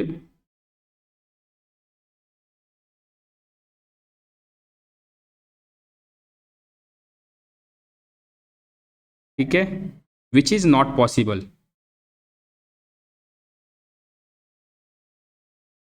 एक चीज और, कभी भी मैग्नेटिक फील्ड लाइंस की डायरेक्शन को पता लगाने के लिए, ठीक है, हम कंपास यूज करते हैं, ठीक है ना। कंपास का नियम बताता है कि मैग्नेटिक फील्ड लाइंस की डायरेक्शन क्या होगी। तो दोबारा रिपीट करो, उसने कहा है कि 2 मैग्नेटिक फील्ड लाइंस एक दूसरे को इंटरसेक्ट नहीं कर सकती, क्यों, क्योंकि if they intersect then at the point of intersection, मान लो ये मैग्नेटिक फील्ड लाइन है, इस पॉइंट पर अगर टेंजेंट ड्रॉ करूंगा मैं तो ये टेंजेंट इधर जाएगा और इस पॉइंट पे इधर जाएगा, ठीक है ना। मैं इसको ग्रीन से दिखा देता हूँ एक बार।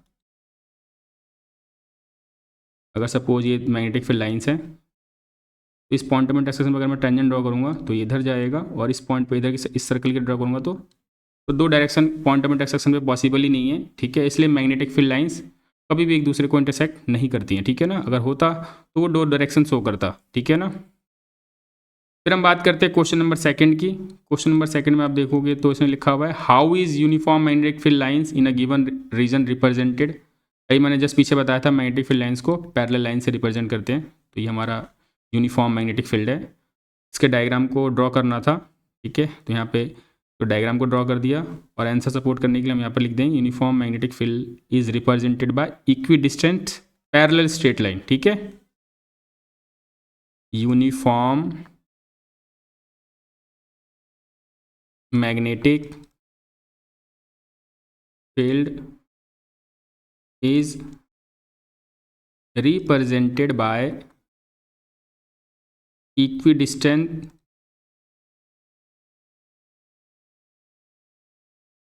पैरेलल लाइन, ठीक है।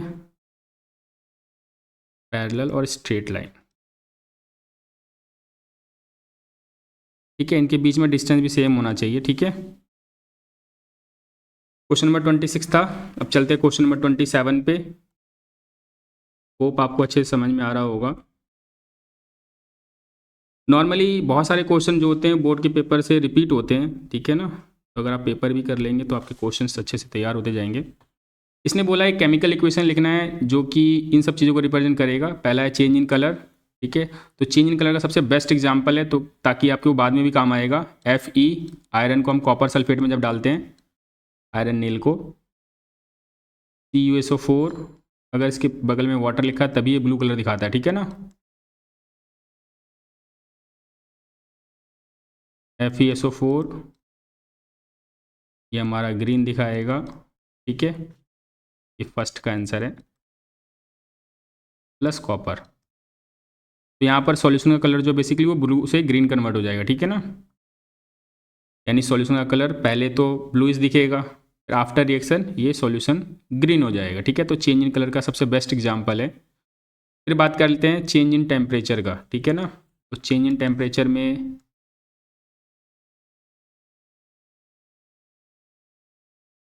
न्यूट्रलाइजेशन रिएक्शन देख लेते हैं। आपको पता है ये बेस है हमारा और ये एसिड है, ठीक है। ये सॉल्ट बनेगा प्लस वाटर बनेगा। ये heat neutralisation reaction is a exothermic reaction, ठीक है ना। तो इससे आपको एसिड बेस एंड सॉल्ट वाले चैप्टर में भी हेल्प मिल जाएगी, ठीक है ना। ये एक्वस स्टेट, चाहो तो आप स्टेट लिख सकते हो अगर आपको स्टेट पता है, अदरवाइज स्टेट मेंशन मत करना आप क्वेश्चन में अगर आप स्टेट श्योर नहीं हो तो, ठीक है ना। थर्ड देख लेते हैं हम फॉर्मेशन ऑफ प्रिसिपिटेट, पीपीटी का एग्जाम्पल, ठीक है। पीपीटी का कोई भी एग्जाम्पल लिख सकते हो बेसिकली, ठीक है।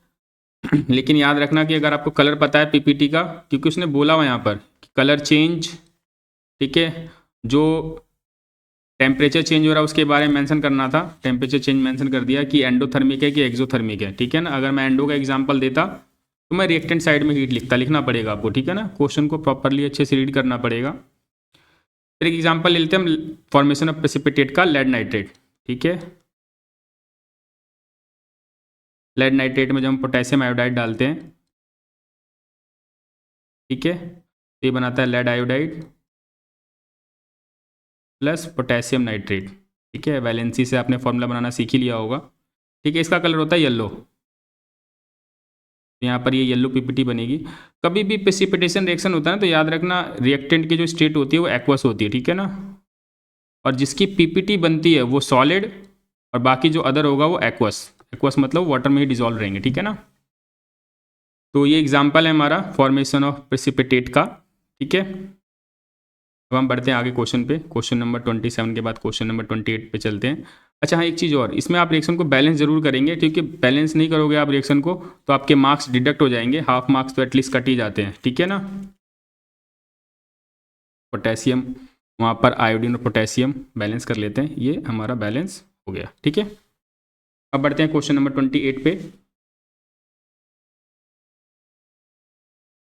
क्वेश्चन नंबर 28 में इसने बोला है कि एक सैंपल है टोमेटो जूस का जिसका पीएच है 4.6, ठीक है। आपको पता है कि जो पीएच स्केल होता है उसमें 7 पे होता है वाटर जो कि न्यूट्रल होता है हमारा,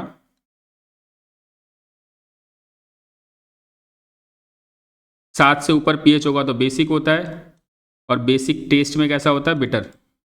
ठीक है। 7 से नीचे होता है तो एसिडिक, और एसिड टेस्ट में कैसा होता है, सॉर, ठीक है ना।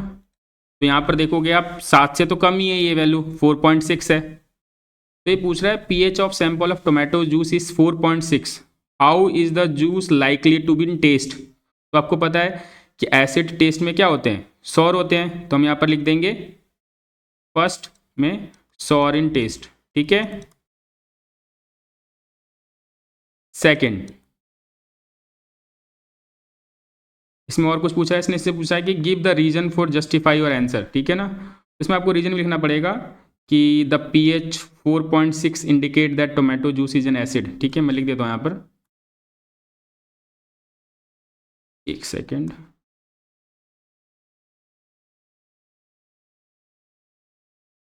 The pH of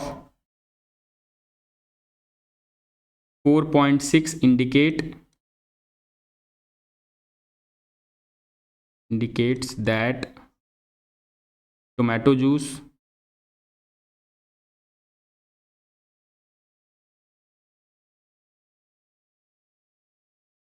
is an acid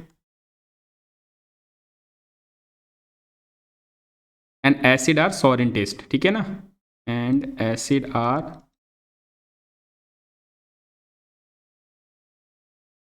sour in taste, ठीक है। अब चलते क्वेश्चन नंबर के सेकंड पार्ट पे। इसने बोला how do we differentiate between strong acid and weak base. देखो एसिड के अंदर H+ आयन होते हैं, और अगर स्ट्रॉन्ग एसिड है तो उसमें H+ बहुत ज़्यादा होंगे, और वीक एसिड है तो उसमें H+ कम होंगे, ठीक है ना। ऐसे सेम अगर स्ट्रॉन्ग बेस है तो उसमें H+ आयन ज़्यादा होगा, और अगर वीक बेस है तो उसमें H+ आयन कम होगा, ठीक है ना। तो यहाँ पर बेसिकली हम उसको आयंस के फॉर्म में एक्सप्लेन करना है, तो मैं लिख देता हूँ, ठीक है ना। सेकंड पार्ट में, सेकंड पार्ट का आंसर जो है कि एसिड, स्ट्रॉन्ग एसिड की डेफिनेशन जो है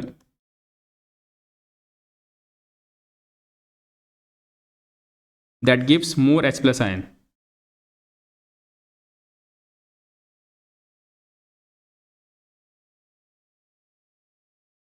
H+ आयन को हम हाइड्रोनियम आयन भी बोलते हैं, ठीक है ना। ये H+ इस फॉर्म में एग्जिस्ट करता है जब H3O+, क्योंकि H+ एक्चुअली में एग्जिस्ट नहीं करता, एग्जिस्ट ये ही करता है, ठीक है ना। इसको बोलते हैं हम हाइड्रोनियम आयन। कभी कभी इसके बारे में भी पूछ सकता है कि अगर कोई कंपाउंड हाइड्रोनियम आयन दे रहा है तो वो क्या है, एसिड है कि बेस है, बताइए, ठीक है ना। तो एसिड ही होगा, ठीक है। ये ज़्यादा H+ देगा स्ट्रॉन्ग एसिड, अगर वीक एसिड होता तो कम H+ देता, ठीक है। तो स्ट्रॉन्ग एसिड के बारे में मैंने बता दिया आपको। अब इसने बेस के बारे में पूछा, वो बेस में वीक बेस पूछा है। तो वीक है तो एक तो बेस है तो OH- देगा, ठीक है ना, और वो भी कम देगा, ठीक है ना, क्योंकि वीक है वो, ठीक है ना। Weak base that gives less hydroxide ion, ठीक है ना, OH आयंस, इसको हाइड्रोक्साइड आयन भी बोलते हैं, ठीक है। कभी कभी हाइड्रोक्साइल भी बोलते हैं, ठीक है ना। चलते हैं अब आगे नेक्स्ट उस पे, क्वेश्चन पे। इसका थर्ड पार्ट में इसने पूछा है the acid rain can make the survival of aquatic animal difficult, how, ठीक है। कभी भी पीएच अगर डाउन हो जाता है ना तो एक्वेटिक एनिमल का मेटाबॉलिज्म यानी मेटाबॉलिक एक्टिविटी डिस्टर्ब हो जाता है, जिसकी वजह से उनके लिए डिफिकल्टी हो जाती है, ठीक है ना। तो यहाँ पे लिखेंगे living animal can survive within a pH of 7 to 7.8 if the pH of river water become low due to acid rain then survival of aquatic animals become difficult, ठीक है। दोबारा बोल रहा हूँ मैं, क्योंकि यहाँ पर अब जगह नहीं तो मैं लिख नहीं पाऊंगा एक्चुअली, ठीक है।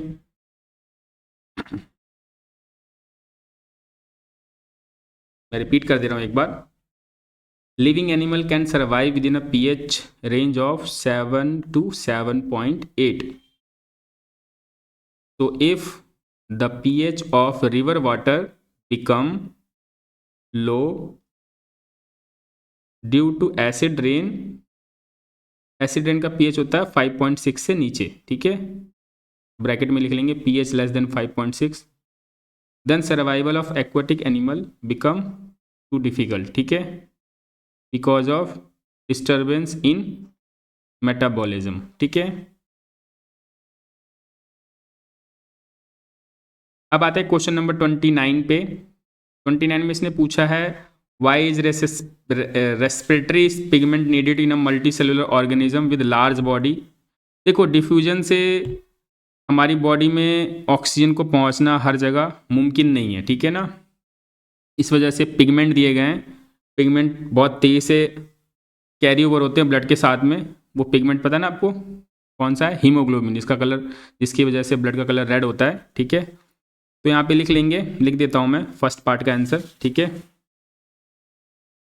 यहीं लिख देता हूँ मैं इधर ही, इस पार्ट का। Diffusion alone can not, diffusion alone, क्योंकि आपको पता है लंग्स में एल्यूवली के अंदर गैसेस का डिफ्यूजन होता है, तो diffusion alone can not take care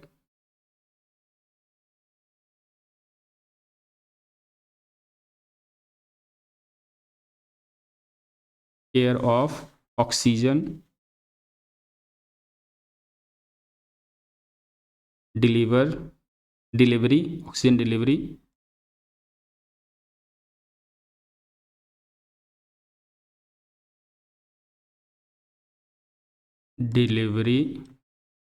to all parts of the body, ठीक है।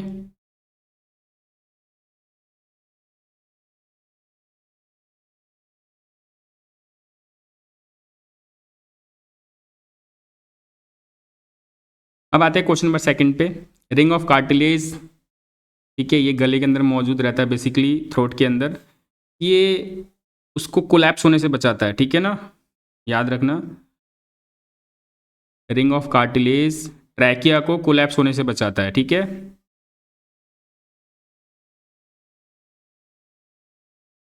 तो यहाँ लिख देता हूँ मैं, ग्रीन से लिख देता हूँ, to ensure that air passes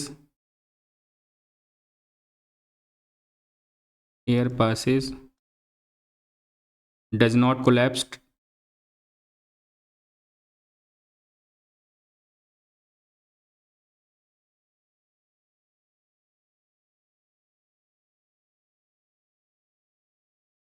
trachea, ठीक है। फिर कह रहा है लंग्स, जब हम सांस छोड़ते हैं, इनहेल करते हैं, एक्सहेल करते हैं, तो कुछ वॉल्यूम लंग्स के अंदर हमेशा रहता है एयर का। क्यों रहता है? क्योंकि सफिशेंट टाइम मिल जाता है ऑक्सीजन को एब्जॉर्ब होने के लिए और कार्बन डाइऑक्साइड को रिलीज होने के लिए, ठीक है। तो यहाँ पर मैं बी वाले पार्ट का आंसर लिख दे रहा हूँ, ठीक है। ए वाले पार्ट का आंसर वहाँ लिख दिया मैंने। देयर इज सफिशेंट टाइम, ये क्वेश्चन बहुत इंपॉर्टेंट है ये वाला, ठीक है ना, लंग्स वाला, ये दोनों question. There is sufficient time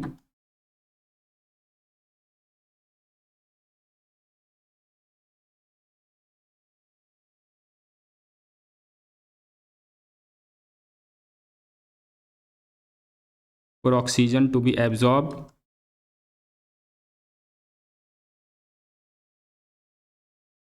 and for the carbon dioxide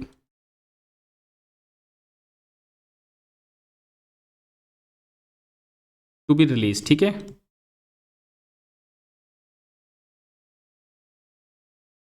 अब चलते हैं इसके सी वाले पार्ट पे। जब हम सांस लेते हैं ना, तो बेसिकली डायफ्राम फ्लैट हो जाता है और रिब गेज होता है वो लिफ्ट हो जाता है आपकी तरफ, ताकि हमारा जो चेस्ट कैविटी है वो ज़्यादा से ज़्यादा लार्ज हो पाए, ठीक है ना। तो यहाँ पे लिख देंगे चेस्ट कैविटी बिकम लार्जर, ठीक है, ताकि ज़्यादा से ज़्यादा एयर उसके अंदर जा पाए। चेस्ट कैविटी बिकम लार्जर, ठीक है।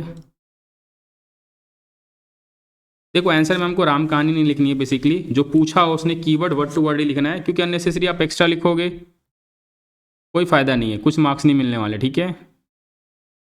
तो ध्यान रखेंगे बेसिकली हमें एक्स्ट्रा चीज़ें नहीं लिखनी है, ठीक है।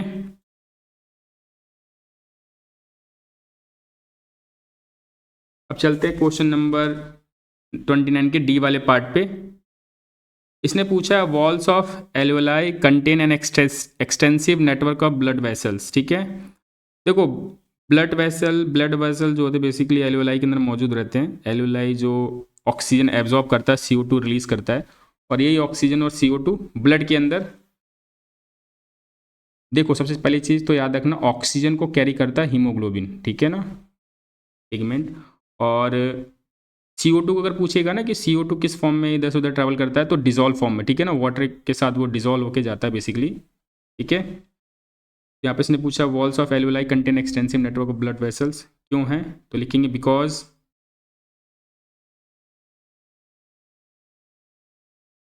Exchange of gases take place, ठीक है ना, किसी पॉइंट पे गैसेस का एक्सचेंज होता है, place in the alveoli,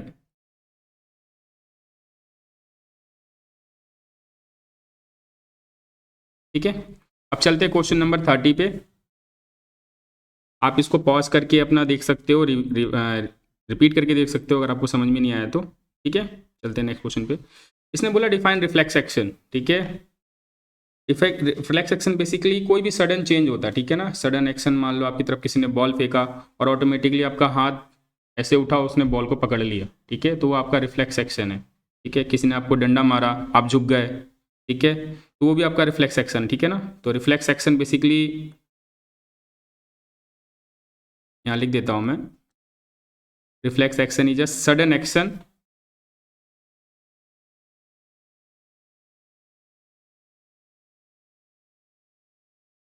in response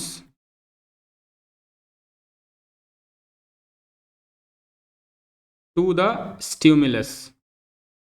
बाहर जो भी चेंजेस होते हैं उसको हम स्टिमुलस बोलते हैं, ठीक है ना।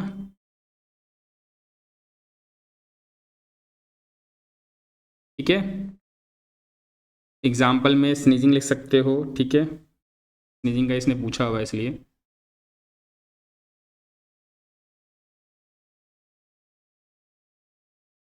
अब ये पूछ रहा है कि स्नीजिंग का फ्लो चार्ट बताइए, ठीक है ना। अगर स्नीज करते हैं, कोई छींकता है, तो उसका रिफ्लेक्स एक्शन क्या होगा, ठीक है ना।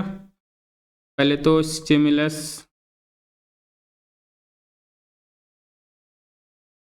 ठीक है, स्टिमुलस में बेसिकली मान लो बाहर बहुत ज़्यादा डस्ट है, ठीक है, उसकी वजह से स्टिमुलाई हुआ, बाहर एक्सटर्नल चेंजेस हुए, स्टिमुलस उसी को बोलेंगे। बाहर बहुत ज़्यादा डस्ट है तो क्या होगा, नाकों में जाएगा, तो रिसेप्टर यहाँ पर हमारा क्या है, नोज़, ठीक है।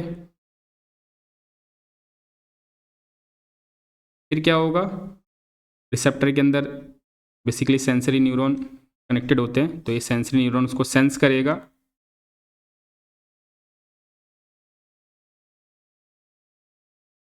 ठीक है। उसके बाद ये सेंसरी न्यूरॉन कहाँ जाता है, स्पाइनल में, आपको पता ही है, स्पाइनल कॉर्ड, इसको रिले न्यूरॉन भी बोलते हैं, रिले न्यूरॉन मौजूद रहता है, ठीक है।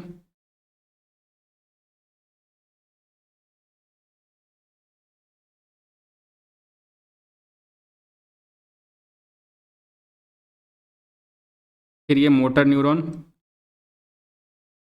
ठीक है, मोटर न्यूरॉन बेसिकली मसल से कनेक्टेड होता है, ठीक है ना। मोटर न्यूरॉन इफेक्टर्स उसको बोलेंगे, बेसिकली क्या है, हमारा मसल है, ठीक है। अब क्या क्या मसल रिस्पॉन्स करेगा, आंखें बंद हो जाती है आपको पता है, हाथ ऑटोमेटिकली नाकों पे चला जाएगा, ठीक है, तो ये रिस्पॉन्स देगा उसके बाद, ठीक है। तो रिफ्लेक्स एक्शन हो गया हमारा, और उसका फ्लो चार्ट भी हो गया स्नीजिंग का। अब चलते हैं क्वेश्चन नंबर 31 पे, आगे बढ़ते हैं, ठीक है।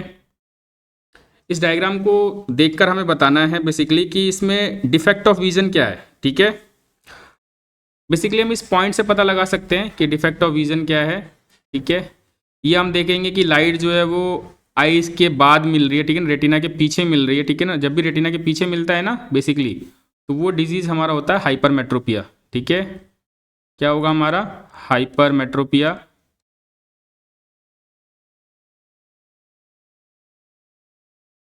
इसको हम फार साइटनेस भी बोलते हैं, ठीक है। डिजीज़ दो टाइप की होती हैं फिलहाल, बहुत होते तो तीन चार हैं, ठीक है ना। इसके बेसिस पे मायोपिया और हाइपरमेट्रोपिया, ठीक है ना। हाइपरमेट्रोपिया को फार साइटनेस बोलते हैं।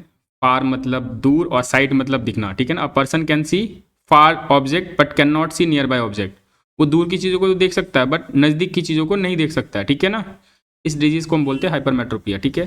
तो जब भी रेटिना के पीछे अगर मिले तो हाइपरमेट्रोपिया, और अगर वो पहले मिल जाए तो मायोपिया, ठीक है ना। अगर रेटिना के पीछे मिल जाता तो रेटिना के पीछे मिलेगा तो ये हाइपरमेट्रोपिया, और अगर इधर मिल गया तो मायोपिया, ठीक है। उसने पूछा name the defect of vision, उसके बाद इसका रीजन भी बताना है, ठीक है ना। यहाँ पे लिख देंगे कि image is form behind the retina. पहले तो डिजीज का नाम है हाइपर मेट्रोपिया, ठीक है ना। और इसका आंसर पूछ रहा है, इसके रीजन में हमें लिखना है, ठीक है। तो रीजन में लिखेंगे image is form behind the mirror, ठीक है।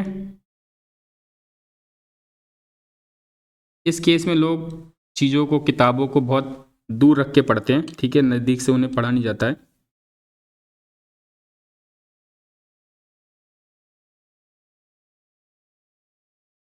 ठीक है,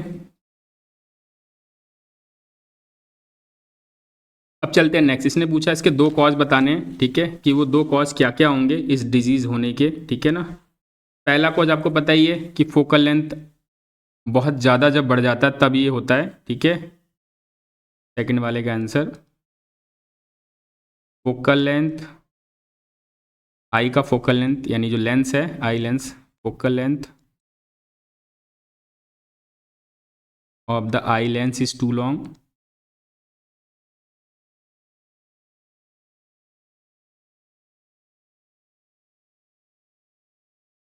ठीक है, टू लॉन्ग। और सेकेंड इसका एक रीज़न तो ये हो गया, और दूसरा रीज़न ये हो गया the eyeball has become too small, eyeball become too small, ठीक है। तो इसने बोला with the help of diagram, तो यहाँ पर मैंने डायग्राम ऑलरेडी बनाया हुआ है, ठीक है। ये डायग्राम नहीं छपा हुआ था, मैंने छापा अलग से, ठीक है, टाइम बचे हमारा इसकी वजह से। ये करेक्शन ऑफ हाइपरमेट्रोपिया आई है, ठीक है ना। इस केस में जो लेंस लगा हुआ है आपको दिख रहा है, कौन सा लेंस है, ये कॉन्वेक्स लेंस है, ठीक है। कॉन्वेक्स लेंस यूज़ करते हैं हम हाइपरमेट्रोपिया में, और मायोपिया में कॉनकेव, ठीक है। अब बढ़ते हैं हम नेक्स्ट क्वेश्चन की तरफ। Question number 32। इसने पूछा है name the end state the rule of determining the direction of first magnetic field produce around a current carrying straight conductor, ठीक है। करंट कैरिंग स्ट्रेट कंडक्टर है तो पता है इसके सराउंडिंग कोसेंट्रिक सर्कल बनता है, और इसकी डायरेक्शन को पता लगाने के लिए हम जो रूल पता यूज़ करते हैं वह है राइट हैंड थंब रूल, ठीक है ना। राइट हैंड थंब रूल, ठीक है। अब इसने पूछा है कि name and state the rule, इस रूल को अब मुझे एक्सप्लेन भी करना है, ठीक है। तो मैं इसको एक्सप्लेन कर रहा हूँ, ठीक है। यहाँ पे इसकी डेफिनेशन लिख देता हूँ क्या है। तो if the wire carry the if the wire, धीरे धीरे बोलता ताकि आप भी लिख लोगे, वायर कैरिंग करंट, या स्ट्रेट कंडक्टर कुछ भी लिख सकते हो आप, करंट इज हेल्ड या होल्ड, जो मर्जी लिखना आप, is held in our right hand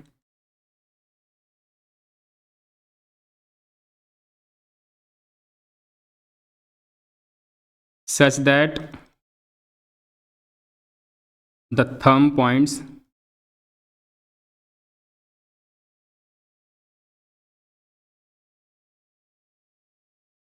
towards the direction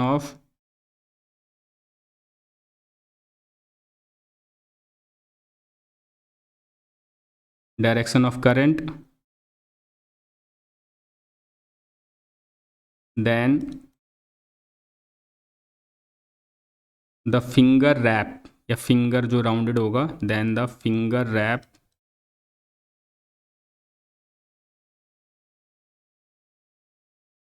around the conductor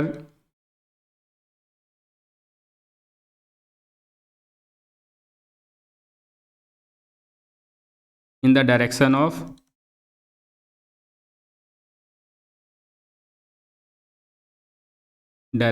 field line of the magnetic field.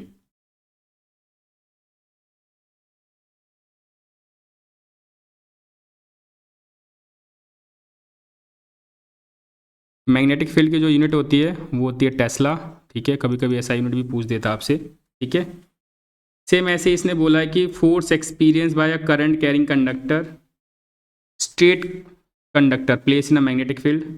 जब भी किसी करंट कैरिंग कंडक्टर को हम मैग्नेटिक फील्ड में प्लेस करते हैं तो इसमें जो रूल अप्लाई होता है वो Fleming left hand rule apply होता है बेसिकली, ठीक है। तो यहाँ पर मुझे फ्लेमिंग लेफ्ट हैंड रूल लिखना है। सेकंड वाले में हमारा है फ्लेमिंग लेफ्ट हैंड रूल, ठीक है। इसको यहाँ पर एक्सप्लेन करना है तो यहाँ पे लिख देता हूँ मैं, stretch the thumb,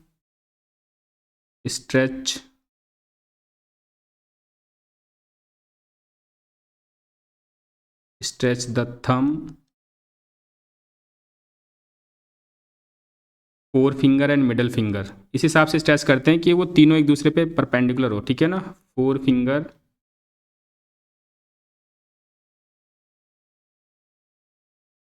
and middle finger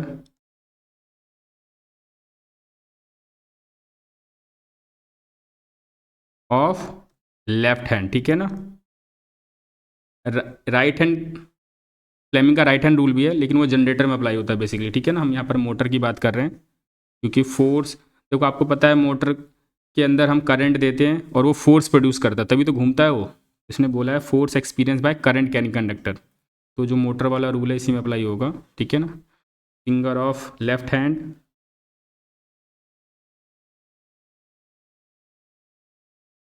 mutually perpendicular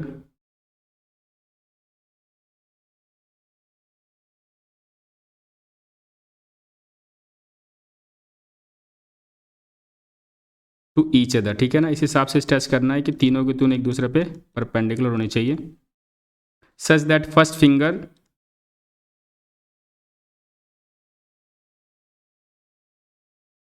father mother child, ऐसे याद रखेंगे, ठीक है ना। फादर मदर चाइल्ड, ठीक है। पहला फिंगर जो है हमारा फर्स्ट फिंगर, उसको हम बोलेंगे इंडेक्स फिंगर, ठीक है ना। या फोर फिंगर बोल, इंडेक्स फिंगर नहीं तो फोर फिंगर, ठीक है ना।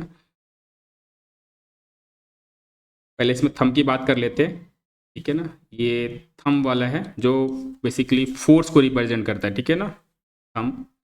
और ये जो हमारा फोर फिंगर है वो मैग्नेटिक फील्ड को रिप्रेजेंट करता है, ठीक है। फादर मदर चाइल्ड, सी से करंट, ठीक है।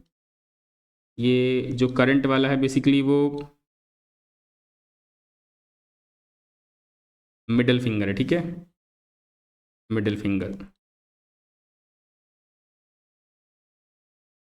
तो ये बेसिकली तीन फिंगर हैं जो इनके डायरेक्शन को रिप्रेजेंट करते हैं, ठीक है।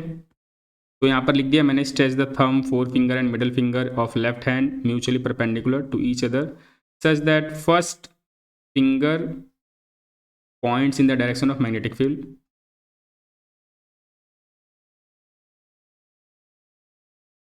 इस पैड पे लिखने में बहुत दिक्कत आती है, इसकी वजह से राइटिंग ख़राब है, अदरवाइज अच्छा लिख लेता हूँ मैं, ऐसी बात नहीं है। Finger points in the direction of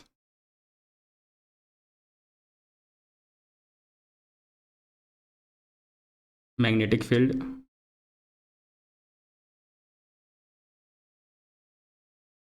ठीक है। और सेकंड फिंगर जो होगा वो डायरेक्शन ऑफ करंट होगा, ठीक है ना। Second finger in the direction of current,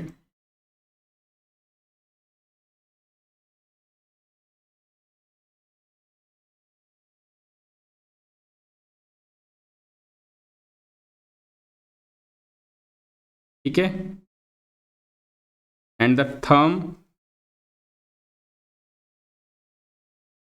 in the direction of force,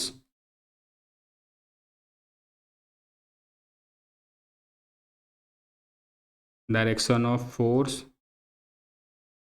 acting on the conductor,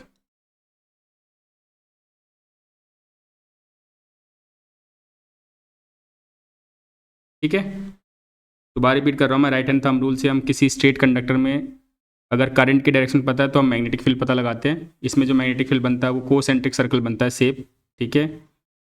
और अगर किसी करंट कैरिंग कंडक्टर को हम मैग्नेटिक फील्ड में प्लेस करेंगे तो वो जो फोर्स एक्सपीरियंस करता है उस फोर्स को पता लगाने के लिए हम फ्लेमिंग लेफ्ट हैंड रूल पता लगाते हैं, ठीक है ना, उसके थ्रू देखेंगे। अब चलते हैं क्वेश्चन नंबर 33 पे, ठीक है।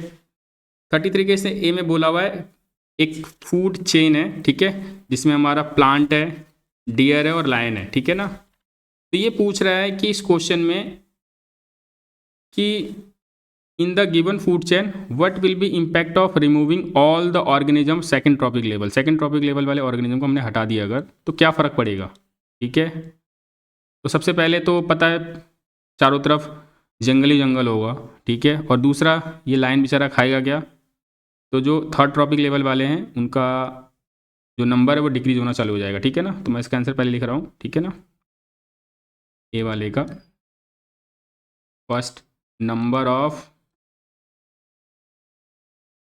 प्लांट्स या कोई इसकी जगह ऑर्गेनिज्म है, ठीक है ना, नंबर ऑफ प्लांट्स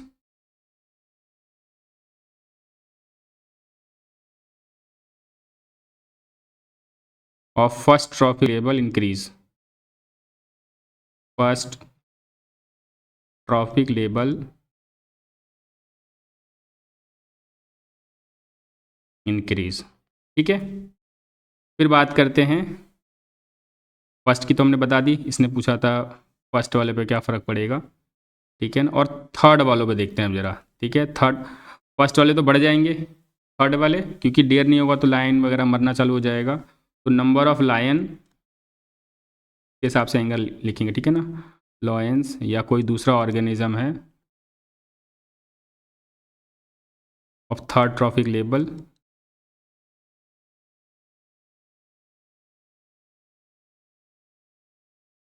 ठीक है will decrease.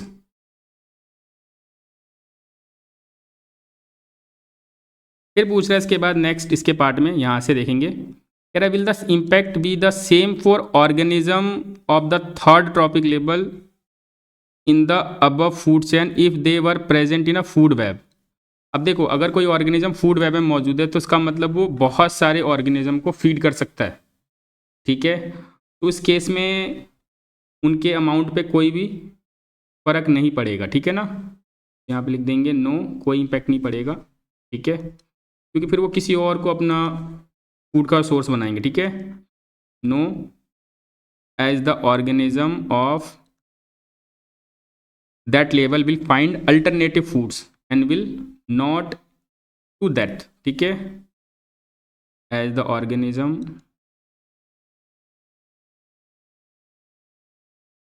of that level will find alternative food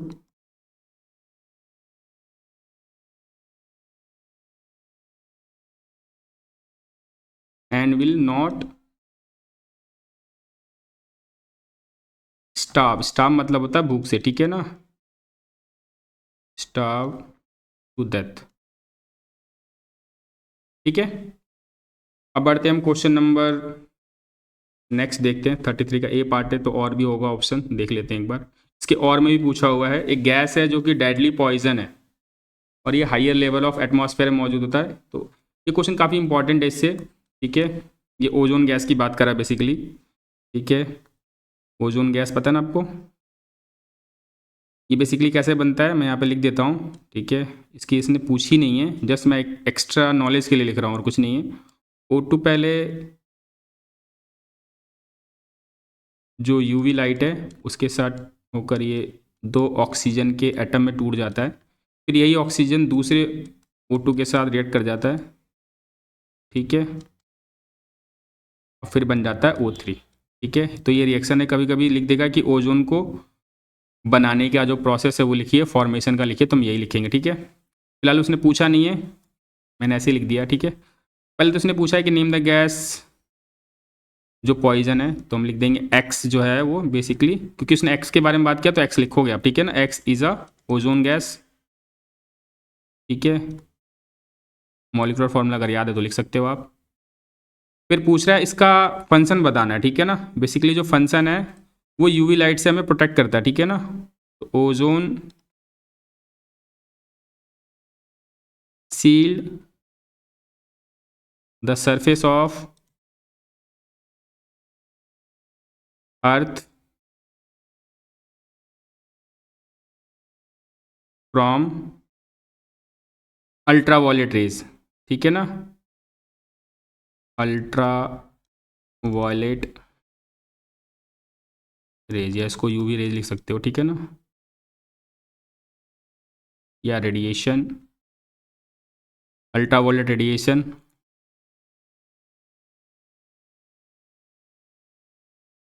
ठीक है, फ्रॉम द सन। अब चलते हैं इसके नेक्स्ट पार्ट पे, ठीक है। अभी लिख रहा है which chemical is link to the decrease in the level of this gas. तो आपको पता है सीएफसी गैस, ठीक है ना, सीएफसी गैस इसको बहुत नुकसान पहुंचाती है। तो सीएफसी इसका फुल फॉर्म है क्लोरोफ्लोरोकार्बन, ठीक है, सीएफसी गैस। और इस पर एक समझौता हुआ था इंटरनेशनल ऑर्गेनाइजेशन में कि ताकि यूवी जो रेडिएशन है वो फैल रहा था ओजोन लेयर की डिप्लेशन की वजह से, तो उन्होंने बोला कि जितने भी सीएफसी प्रोडक्शन है उसको हम डिक्रीज़ कर देंगे। बेसिकली ये गैसेज रेफ्रिजरेटर से निकलता है, ठीक है ना। तो manufacturing of CFC free refrigerator बनाएंगे, ठीक है ना, टू मैन्युफैक्चर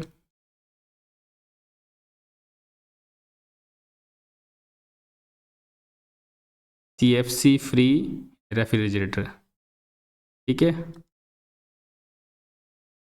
ताकि उस रेफ्रिजरेटर से सीएफसी गैस तो एटलीस्ट ना निकले जो कि हमारा ओजोन लेयर को नुकसान पहुंचा रहा है, ठीक है। अब चलते क्वेश्चन नंबर 34 पे।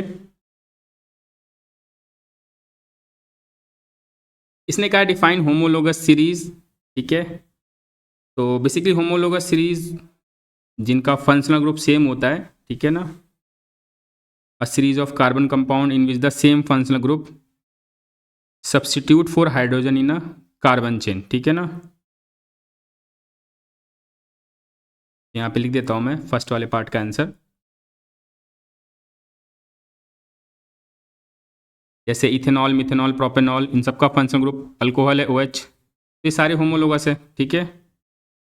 A series of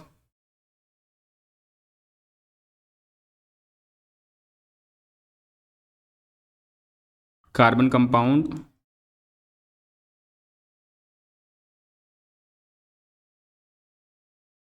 which have same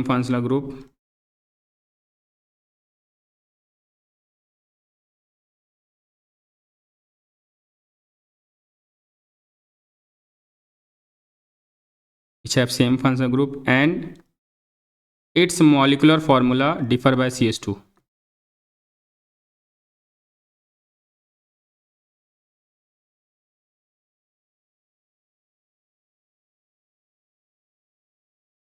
ठीक है,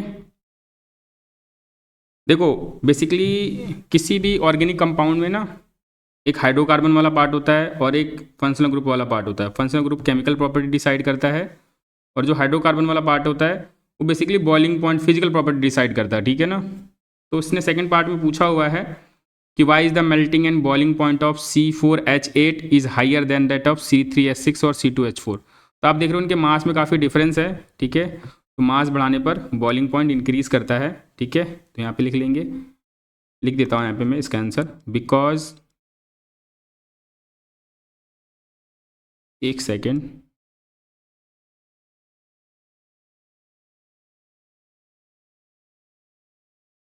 because melting point and boiling point, BP मतलब बॉइलिंग पॉइंट है, ठीक है, इंक्रीज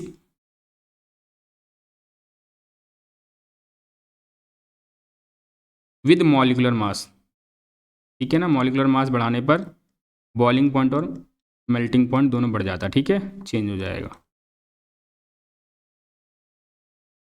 फिर कह रहा है why do we not see any gradation in chemical properties of homologous series. तो आपको पता है होमोलोगस सीरीज में बेसिकली जो फंक्शनल ग्रुप है वो सेम ही है और functional group decide chemical properties, ठीक है। यहाँ पे लिखेंगे फंक्शनल होमोलोगस सीरीज की पहले तो वो लिख देंगे, ठीक है ना। यहाँ लिख दे रहा हूँ मैं थर्ड वाले में, थर्ड का आंसर यहाँ लिख देते हैं, तो यहीं लिख देता हूँ मैं।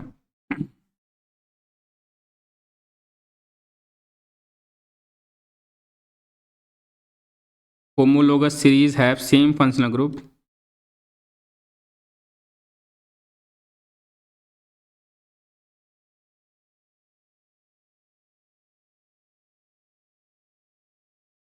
same functional group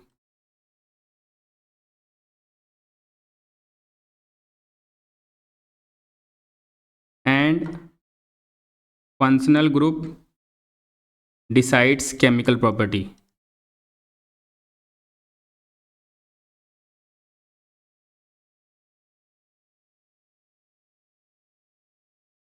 जब फंक्शनल ग्रुप ही चेंज नहीं हुआ तो उसकी केमिकल प्रॉपर्टी कैसे चेंज हो जाएगी, ठीक है ना। अब आते हैं इसके फोर्थ वाले पार्ट में, ठीक है। Right the name and structure of aldehyde and ketone, और उसका मॉलिक्यूलर फॉर्मूला उसने दे रखा है।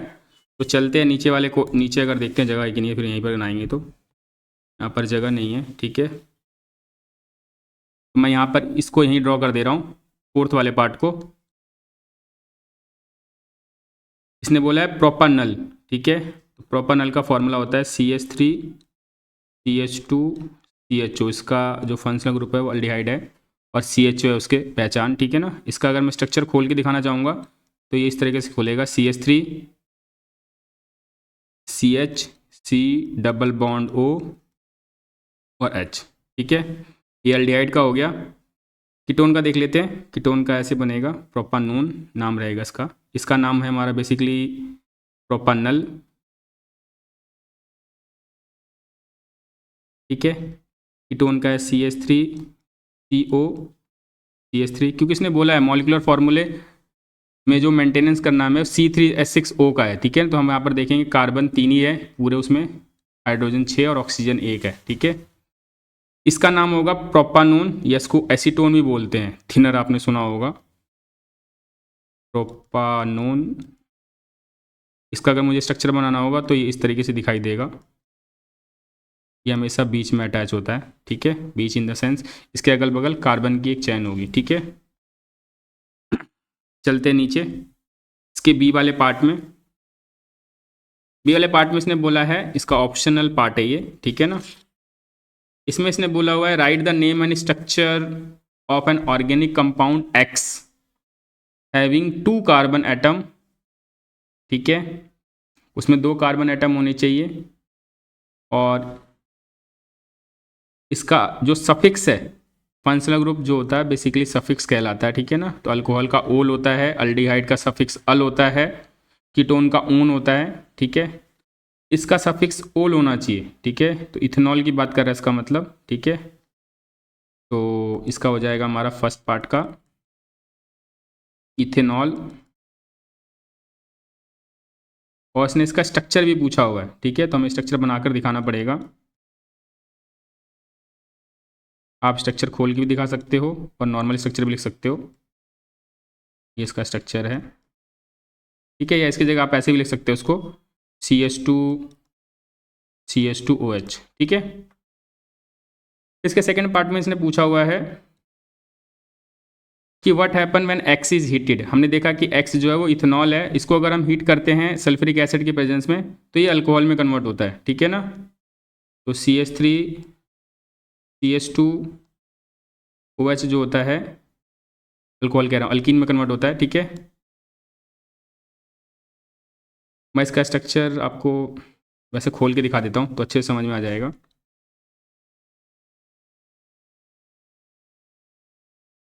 ये हमारा मॉलिक्यूलर फॉर्मूला था, CH, इधर H था, इधर H था, इधर OH लिखे चाहे नीचे लिखे बात बराबर ही है, ठीक है। यहाँ पर जो हमारा रिएजेंट रहता है वो कंसनट्रेटेड H2SO4 443 केल्विन, ठीक है।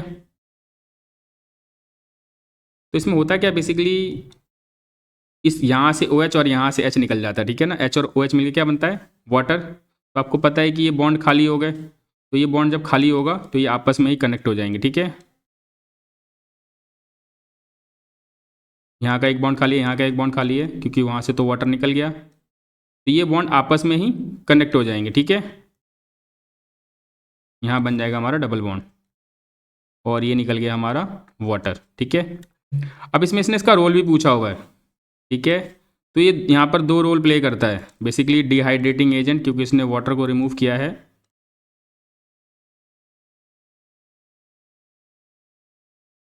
और दूसरा हमारा कैटलिस्ट की तरह भी काम कर रहा है, ठीक है। तो ये हमारा सेकंड पार्ट था। अब चलते हैं इसके थर्ड वाले पार्ट पे। ये कह रहा है name and draw the electron dot structure of hydrocarbon. तो यहाँ पर जो हाइड्रोकार्बन प्रोड्यूस हुआ है, ये हाइड्रोकार्बन हमारा ये प्रोड्यूस हुआ है, इसका नाम है इथीन, ठीक है। इसका इलेक्ट्रॉन डॉट स्ट्रक्चर पूछ रहा है, तो इलेक्ट्रॉन डॉट स्ट्रक्चर बनाते हैं हम। आपको पता है इथीन में डबल बॉन्ड है, तो दो दो इलेक्ट्रॉन की शेयरिंग होगी, ठीक है। अगल बगल हाइड्रोजन है, तो इधर ही बना लेते हैं हम।